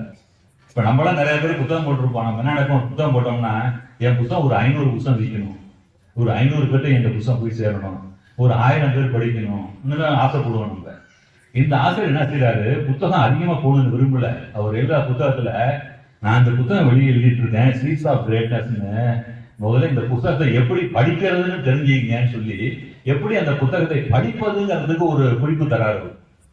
அவர் என்ன சொல்றாரு, இந்த புத்தகங்கிறது படிக்கிறதுங்க, திரும்ப திரும்ப படிங்க. இந்த புத்தகத்தை சும்மா படித்த தூக்கி போட்டோன்னு போகக்கூடாது. திரும்ப திரும்ப மீண்டும் மீண்டும் இதை படிச்சு பாருங்க. நல்லா இதை ஆழ்ந்து படிங்க. சும்மா கடமைக்கு இப்ப படிச்சு தூக்கி போடாதீங்க, ஆழ்ந்து படிங்க. முக்கியமான இடம் எதுக்கெல்லாம் முக்கியமான செய்தி சொல்லலாம் அதெல்லாம் அண்ணா செய்யுங்க, அண்டர்லைன் பண்ணிட்டே வாங்க. இந்த புத்தகத்தை பத்தி, இந்த புத்தகத்தை யாராவது படிச்சிருந்தாங்கன்னா அந்த அவங்கள்ட்ட போய் அதை டிஸ்கஸ் பண்ணுங்க, விவாதம் பண்ணுங்க. இப்படி சொல்லியிருக்காரு சரியா தப்பான்னு விவாதம் பண்ணுங்க. இந்த புத்தகத்தை உங்க நண்பர்கள், உங்க உறவினர்கள்லாம் இருக்காங்கல்ல, அவங்களுக்கு எல்லாம் இதை பரிசு கொடுங்க. நீங்க ஏதாவது கல்யாணத்துக்கு போறீங்க, ஒரு மொய் போட்டா இருக்கிறத ஒரு புத்தகத்தை வாங்கி கொடுங்க. நீங்க நண்பர்களுக்கு சொல்லுங்க, இது மாதிரி ஒருத்தர் புத்தகம் எழுதியிருக்கு, அதே ஒரு அருமையான புத்தகமா இருக்கு, படிங்கன்னு சொல்லி நீங்களே அந்த புத்தகத்தை அவங்களுக்கு கொடுங்க, அறிமுகம் செய்யுங்க. சும்மா புத்தகத்தை வாங்கி ஒவ்வொரு நாளும் படிச்சு தூக்கி போடக்கூடாது. ஒவ்வொரு நாளும் அந்த புத்தகத்தை எடுத்து திரும்ப திரும்ப படிங்க. இது ஒன்றும் கதை புத்தகம் இல்லை. முதல் கடைசி பக்கம் படிக்க முடிஞ்சோன்னா தூக்கி ஓரமா போடுறதுக்கு இந்த புத்தகம் திரும்ப திரும்ப ஒவ்வொரு நாளும் படிங்க. உங்க வாழ்க்கைக்கு இந்த புத்தகம் வழிகாட்டும். உங்களுக்கு ஏதாவது பிரச்சனை நினைச்சீங்கன்னா உங்க பிரச்சனைக்குள்ள தீர்வு இந்த புத்தகத்துல இருக்கு. அதனால பொறுமையா படிங்க, நீங்க எங்க வேணாலும் படிங்கன்னு சொல்றாருங்க. நான் அந்த ஆசிரியர் ஐயாவோட இந்த வாழ்வியல் சிந்தனைகளை புத்தகம் படிக்கும் போது இந்த இவர் சொன்ன கருத்து பூரா இந்த வாழ்வியல் சிந்தனைகளுக்கு அப்படியே ஒத்து போகுது. இந்த புத்தகத்துல பாத்தீங்கன்னா ஒரு 75 கட்டுரைகள் இருக்கு. நம்ம இதை படிக்கணும்னா முதல் கட்டுரை, 2வது கட்டுரை, 3வது கட்டுரை வரிசையா படிச்சுட்டு போகணும்னு அவசியம் இல்லை. எந்த கட்டுரை வேணாலும் படிக்கலாம், திரும்ப திரும்ப படிக்கலாம். நம்ம உங்க வீட்டுல பொழுது உட்காந்துருக்கீங்களா, எடுத்து அதுல 2 கட்டுரை படிச்சு பாருங்க, ஏதாவது ஒரு கட்டுரையை படிச்சு பாருங்க. இந்த கட்டுரை நமக்கு நான் சொன்ன செய்தி சில சொல்லியிருக்கேன். ஒரு 75 கட்டுரைகளா நான் ஒரு 22, 23 கட்டுரைகள் அப்படின்னு சொல்லியிருக்கேன் உங்களுக்கு. அது மாதிரி நமக்கு என்ன பிரச்சனை வந்தாலும் அந்த பிரச்சனைக்குள்ள தீர்வு நம்ம புத்தகத்துல இருக்கும். இவர் சொல்ற அத்தனையும் நம்ம ஆசிரியர் ஐயா எழுதின இந்த வாழ்வியல் சிந்தனைகள்ங்கிற புத்தகத்துக்கு முழுக்க முழுக்க பொருந்தும். இது அவசியம் அனைவருமே படிக்க வேண்டியதுங்க. இன்னும் ஒரே ஒரு ஆசிரியரை பற்றி சொல்லணும்னு விரும்புறேன். Gabriel Garcia Marquez. சிலர் கேள்விப்பட்டிருக்கேன். கேப்ரியல் கார்சியா மார்குவேஸ்னு ஒருத்தருங்க. இவர் கொலம்பிய எழுத்தாளர். கொலம்பியால இருந்த ஒரு எழுத்தாளர். இவரு சில புத்தகங்கள் எழுதினாரு. அவர் மனசுக்குள்ள ஒரு கதை இருக்கு. அதை எழுதணும்னு நினைக்கிறாரு, எழுத முடியல. அந்த கதை எப்படின்னாங்க, ஒரு 20 வருஷமா அவர் மனசுல அந்த கதை தேங்கி நிற்குது. 20 வருஷமா மனசுல முதல் காட்சியில இருந்து கடைசி காட்சி வரைக்கும் அவருக்கு அந்த மனசுல இருக்கு. அதை பேப்பர்ல எழுதுறதுக்கு முடியல. அதுக்கான அந்த துணி அவர் கடையில எப்படி அந்த கதையை பிரசன்ட் பண்றதுங்கிறது தெரியலங்க. அவரு யோசனை பண்ணி பாக்குறாரு. அதுக்கான துணி, அதுக்கான குரல் அவருக்கு கிடைக்கல. சில கதைகள் பாத்தீங்கன்னா ஃபர்ஸ்ட் பர்சன்ல எழுதியிருப்பாங்க. ஒரு துப்பறி நாவல் எடுத்தீங்கன்னா ஒரு டிடெக்டிவ் இருப்பாரு, போலீஸ் இன்ஸ்பெக்டர் இருப்பாரு. போன் வந்துச்சு, அங்க ஒரு கொலை நடந்திருக்குன்னா அவர் போவாரு, இந்த பணத்தை பார்த்தேன் பாரு. அந்த கதையை பூரா அவரோட போக்கிலேயே போயிட்டு இருக்கும். சில கதை பாத்தீங்கன்னா தேர்ட் பர்சன்ல போகும். இன்னும் சில கதை கலந்து வரும். ஒரு 2 இது பாத்தீங்கன்னா இவங்க ஒருத்தர் பார்வையில வரும், இன்னும் 2 பகுதி பார்த்தீங்கன்னா இன்னொருத்தவங்களோட பார்வையில வரும். இது மாதிரி நிறைய கதைகள் இருக்குங்க. இவருக்கு இந்த கதையை எப்படி பிரசன்ட் பண்றதுன்னு தெரியலங்க. 20 வருஷமா அவரு முயற்சி பண்ணிட்டே இருக்காரு, முடியல. ஒரு நாள் ஒரு குடும்பத்தோட என்ன செய்யறாருங்க, கார்ல ஒரு பிக்னிக் போறதா கிளம்பி போறாரு. மனைவி பக்கத்துல உட்காந்துருக்காங்க, பிள்ளைங்க பின்னாடி சீட்ல உட்காந்துருக்காங்க. கார் இவரே ஓட்டிட்டு போறாரு. கொஞ்சம் கார்ல வேகமா போயிடுறாரு. ஒரு திருப்பத்துல போய் வேகமா திரும்பும்போது ஒரு வயசான அம்மா குறுக்க வந்துருக்கு. கார் வரதை கவனிக்காம குறுக்க வந்தோன்னா சடன் பிரேக் போட்டு நிறுத்துறாருங்க. ஒரு அடி போன அந்த அம்மாவை தூக்கி இருப்பாரு. அது மாதிரி சடன் போட்டு பிரேக் போட்டு நிறுத்துறாரு. பின்னாடி இருக்கிறவங்க எல்லாம் மடான்னு முன்னாடி இடிச்சுக்கிறாங்க, திட்டுறாங்க. அந்த பொம்பளை என்ன அவன் வீட்டை சொல்லிட்டு வந்துட்டேன், நீங்க வேற வண்டி கிடைக்கலன்னு திட்டுறாங்க எல்லாம். ஆனா இவரு கார் ஓட்டினவர் அப்படியே அந்த அம்மாவை பார்த்துட்டே உட்கார்ந்துருக்காரு. கொஞ்ச நேரம் என்ன செய்யறாருங்க, அப்படியே வண்டியை யூட்டர்ன் பண்ணி திரும்பி வீட்டுக்கு வந்துடுறாரு. யூட்டர்ன் போட்டோன்னே கேட்கறாங்க, என்னங்க எந்த பக்கம் திரும்ப எந்த பக்கம் போறீங்க, நம்ம எங்க போவோம், நம்ம எங்க போயிட்டு இருக்கீங்கன்னு ஒண்ணுமே பேசல. இருந்தாரு திரும்ப நேரம் வீட்டுக்கு வந்தாரு. வண்டியை நிறுத்தினாரு. தான் ரூம் உள்ள போனாரு. யாரும் என்ன தொந்தரவு பண்ணாங்க, நான் எழுத போறேன்னு வீட்டு ரூம் உள்ள போய் வந்துட்டாருங்க. அவரு அந்த ரூம் உள்ள போன மனுஷன் 18 மாசம் அந்த ரூம் விட்டு வெளியில வரல. எழுதுறாரு. எழுதுனதை திரும்ப செம்மைப்படுத்துறது, திரும்ப அடிச்சு எழுதுறாருங்க. இந்த அம்மா அவருக்கு பேப்பர் வாங்கி கொடுக்குது, சிகரெட் பண்டிலா சிகரெட் கொடுக்குது, ரூமுக்கு சாப்பாடு கொடுக்குறாங்க. 18 மாசம் கழிச்சு பெரிய தாடியோட அந்த ஆளு வந்தா, பெரிய புத்தகத்தை எழுதிட்டு வந்தாருங்க. அவருக்கு என்ன கிடைச்சிச்சுன்னா, அந்த குறுக்க வந்த பொம்பளை அந்த வயசான அம்மா இருக்காங்கல்ல, அதை பார்த்தோம்னா அவருக்கு ஒரு ஸ்ட்ரைக் ஆகிடுச்சு. அவருக்கு அவரோட பாட்டி ஞாபகம் வந்துருச்சு. அவங்க பாட்டியை கதை சொல்லுவாங்க. இன்னும் வீட்டுல நம்ம இப்ப தாத்தா கிட்ட கதை கேட்ட நிறைய பேருக்கு நினைவு இருக்கும். கதை சொல்லிட்டே இருப்பாங்க. அதுல சில பேர் பாத்தீங்கன்னா அமானுஷ கதை சொல்லுவாங்க, பேய் பிசாசுன்னு கதை சொல்லுவாங்க. அவங்க சொல்லும் போது பாத்தீங்கன்னா இவங்க பாட்டி இவருக்கு கதை சொல்லும் போதுலாம் முகம் அப்படியே இருக்கும். இந்த சார்லி சாப்ளின் படம் பாத்தீங்கன்னா அந்த ஆள் மூஞ்சி மாறவே மாறாது, அப்படியே தான் இருக்கும். நம்ம தான் சிரிச்சுட்டு இருப்போம், அவர் சிரிக்கவே மாட்டாரு, முகம் அப்படியே இருக்கும். ஆனா அந்த பாட்டு என்ன செய்வாங்க, பல்வேறு மாடுலேஷன்ல குரலை உயர்த்தி தாழ்த்தி என்ன செய்வாங்க, அப்படியே கதை சொல்லுவாங்க. அதை கேட்டே வளர்ந்த அந்த துணியை அவர் பிடிக்கிறாரு. இன்னும் கொஞ்சம் விரிவா சொல்லணும்னா, இப்ப இருக்கவங்கள பெரியவங்கள சில பேர் காதலிக்க நேரம் இல்லைன்னு ஒரு படம் வந்துச்சு. நிறைய பேர் பார்த்துக்கிறதுக்கு வாய்ப்பு இருக்குன்னு நினைக்கிறேன். அதுல நாகேஷ் பாலையாவுக்கு ஒரு கதை சொல்லுவாப்புல. சினிமா டாக்டர் படம் எடுக்க போறேன்னு இருப்பான். என்ன அதாண்டா படம் எடுக்க போற, கதையை சொல்றாங்கன்னு பாருங்க. கதையை சொல்லுவான் பாருங்க. கதையை சொல்ல சொல்ல அந்த பாலையா நடுங்கிட்டே இருப்பான். அது மாதிரி ஒரு மாடுலேஷன் சொல்லுவாப்புல, மூஞ்சி அப்படியே இருக்கும். ஆனா அது சொல்றது கேட்டா அந்த அளவுக்கு பட்டு போதுல கதை சொன்னது போதுதான் நினைச்சு ஓடி விடுவாப்புல. அது மாதிரி இந்த பாட்டியம்மா கதை சொல்ற திறமை விடுவாங்க. அதை பிடிக்கிறாங்க. தன்னோட பாட்டியை வச்சு பாட்டியோட துணியை பிடிச்சிக்கிட்டு அவர் எழுதுறாரு. மேஜிக்கல் ரியாலிசம்ங்கிற அந்த ஒரு நடையை பயன்படுத்தி அந்த புத்தகத்தை எழுதுறாரு. எனக்கு இந்த வாழ்வியல் சிந்தனைகள் படிக்கும் போது எனக்கு வந்து இதுதான் ஞாபகம் வந்துச்சு. அவரு பாட்டிய மனசுல வச்சுட்டு எழுதினார்லங்க. இந்த புத்தகம் படிக்க படிக்க எனக்கு ஞாபகம் வந்துன்னா, இது வந்து ஒரு அம்மா, ஒரு தாய்மை உணர்வோடு எழுதப்பட்ட புத்தகம். அது நம்ம வீட்டுல இருப்போம், நம்ம அம்மா இருப்போம், என்ன சொல்லுவாங்க, கிளம்பும்போது இப்ப பார்த்து போட தம்பி, நீ தமிழ காரு டாக்டர் பார்த்து சொல்லிட்டு வைப்பாங்க, நேரத்துல சாப்பிடுன்னு சொல்லுவாங்க. இந்த தாய்மை உணர்வு இருக்கு பார்த்தீங்களாங்க. இதுல இருக்க கட்டுரைகள் அத்தனையுமேங்க ஒரு தாய்மை உணர்வோடு எழுதப்பட்ட கட்டுரைகளாக தான் எனக்கு பட்டுச்சு. அங்க பாட்டினா இங்க அம்மா, அந்த அளவுக்கு ஒரு சிறப்பாக எழுதியிருக்காங்க. அவர் எழுதினார்லாங்க கதை 18 மாசம்ல இருந்து அந்த புத்தகத்துங்க நோபல் பரிசு கிடைச்சிச்சு, இலக்கியத்துக்கான நோபல் பரிசு. அந்த புத்தகத்தோட பேரு 100 Years of Solitudeன்னு பேருங்க. தனிமையில் 100 ஆண்டுகள். அந்த புத்தகத்துக்கு தான் நோபல் பரிசு கிடைச்சிச்சு. இந்த தாய்மை உணர்வோட எழுதின புத்தகம், இந்த புத்தகத்தை பார்க்கும்போது எனக்கு தோணுச்சு, எப்படி அந்த புத்தகத்துக்கு நோபல் பரிசு கிடைச்சோ அதே போல இந்த புத்தகமும் நோபல் பரிசுக்கு தகுதியான புத்தகம், விரைவில் நோபல் பரிசு கிடைக்கும். இதே இந்த ஓய்வு பெற்ற நீதி அரசர் ஒரு வேணுகோபால் சொல்லியிருக்காங்க. அந்த புத்தகத்தை படிச்சு பார்த்துட்டு, இந்த நூல் நோபல் பரிசு பெற வேண்டும், அந்த காலம் வரும், விரைவில் வந்தே தீரும்னு எழுதியிருக்காங்க. யாருங்க, ஒரு ஜட்ஜி எழுதியிருக்காரு. எனக்கும் படிக்கும் போது அந்த பாட்டிக்கு நோபல் பரிசுனா இந்த அம்மாவுக்கும் நோபல் பரிசு கொடுத்துதான் ஆகணும். இது மாதிரி ஒரு அருமையான புத்தகம் எழுதியிருக்காங்க. இது அனைவரும் வாசித்து பாருங்கள் என்று வேண்டிக் கொண்டு இந்த சிறப்பான புத்தகத்தை பற்றி பேசுவதற்கு வாய்ப்பளித்த அத்தனை பேருக்கும் நன்றி கூறி விடைபெறுகிறேன். நன்றி, வணக்கம். சரியா 59 நிமிஷத்துல நீங்க முடிச்சிட்டீங்க. அதுக்கே முதல்ல இன்னொன்னு, நீங்க யாரும் ஆடுல அசைல, இந்த அவர் கைதட்டல நீங்க. ஏன்னா நீங்க அவர் என்ன சொல்றாங்கிறத மட்டும்தான் காதுல வாங்கினீங்க. நம்மளோட மகிழ்ச்சியான ஒரு உரை, மிகச் சிறப்பான உரை. நம்மளோட கையில் எழுத்து அவங்களுக்கு ஒரு மகிழ்ச்சியை தெரிவிக்கணும். அனைவருக்கும் வணக்கம். நிகழ்ச்சியின் இறுதி நிகழ்வாக நன்றியுரை கருத்தை வழங்கக் கூறினார்கள். கருத்தை கேட்டதே மிகவும் மகிழ்ச்சியாக இருக்கிறது. அதற்கு முன் நேற்று நான் யூடியூப்பில் பார்த்த ஒரே ஒரு மீம்ஸை மட்டும் சொல்கிறேன். ஏன்னா சிந்தனைக்களம் அப்படிங்கிறதுக்காக ஒரே ஒரு கருத்து.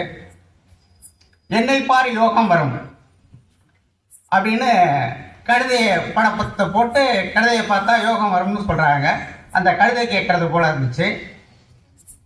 வளர்த்தவனுக்கே யோகம் வராத போது பார்ப்பவனுக்கு எப்படி யோகம் வரும்? அப்படியாக நாம் ஒவ்வொருவரும் ஒவ்வொரு நாளும் சிந்தித்துக் கொண்டே இருப்போம். புதிய புதிய சிந்தனைகளை மற்றவர்களுக்கும் வழங்குவோம் என்று கூறிக்கொண்டு இந்த கூட்டத்தை தலைமையேற்று நடத்தி தந்த திரு சு. கலியமூர்த்தி அவர்களுக்கும், வரவேற்புரை நிகழ்த்திய திருஞான சம்பந்தமையா அவர்களுக்கும், முன்னிலை பொறுப்பை ஏற்று நடத்தி கொண்டிருந்த மு. சேகரையா அவர்களுக்கும் நன்றியினை முதலில் தெரிவித்துக் கொள்கிறேன். அடுத்ததாக ஒரு அருமையான அற்புதமான சொற்பொழிவு. இந்த சொற்பொழிவாளரை அவைக்கு அறிமுகம் செய்த ஐயா திருநாவுக்கரசு அவர்களுக்கும் நன்றியை தெரிவித்துக் கொள்கிறேன்.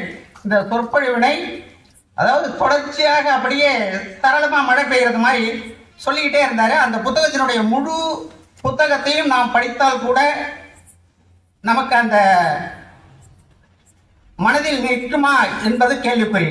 ஆனால் ஐயா அவர்கள் சொன்னது எல்லோருடைய மனதையும் தொட்டதால், ஐயா மோகன் அவர்கள் சொன்னது போல யாருமே கவனம் சிதறாமல் கவனித்துக் கொண்டிருந்தோம். அப்படி ஒரு அற்புதமான சொற்பொழிவை ஆற்றிய ஐயா கரந்தை ஜெயக்குமார் அவர்களுக்கு இந்த சிந்தனைக்களம் நிர்வாகத்தின் சார்பாக நன்றியை தெரிவித்துக் கொள்கிறேன். அடுத்ததாக இந்த நிகழ்ச்சியினை ஒருங்கிணைத்த பகுத்தறிவாளர் கழகத்து பொறுப்பாளர்களுக்கும், திராவிடர் கழக பொறுப்பாளர்களுக்கும், பார்வையாளர்களுக்கும், எல்லாவற்றையும் முன்னிருந்து செய்து கொண்டிருக்கும் நண்பர் மோகன் அவர்களுக்கும் நன்றியினை தெரிவித்துக் கொள்கிறேன். நன்றி, வணக்கம்.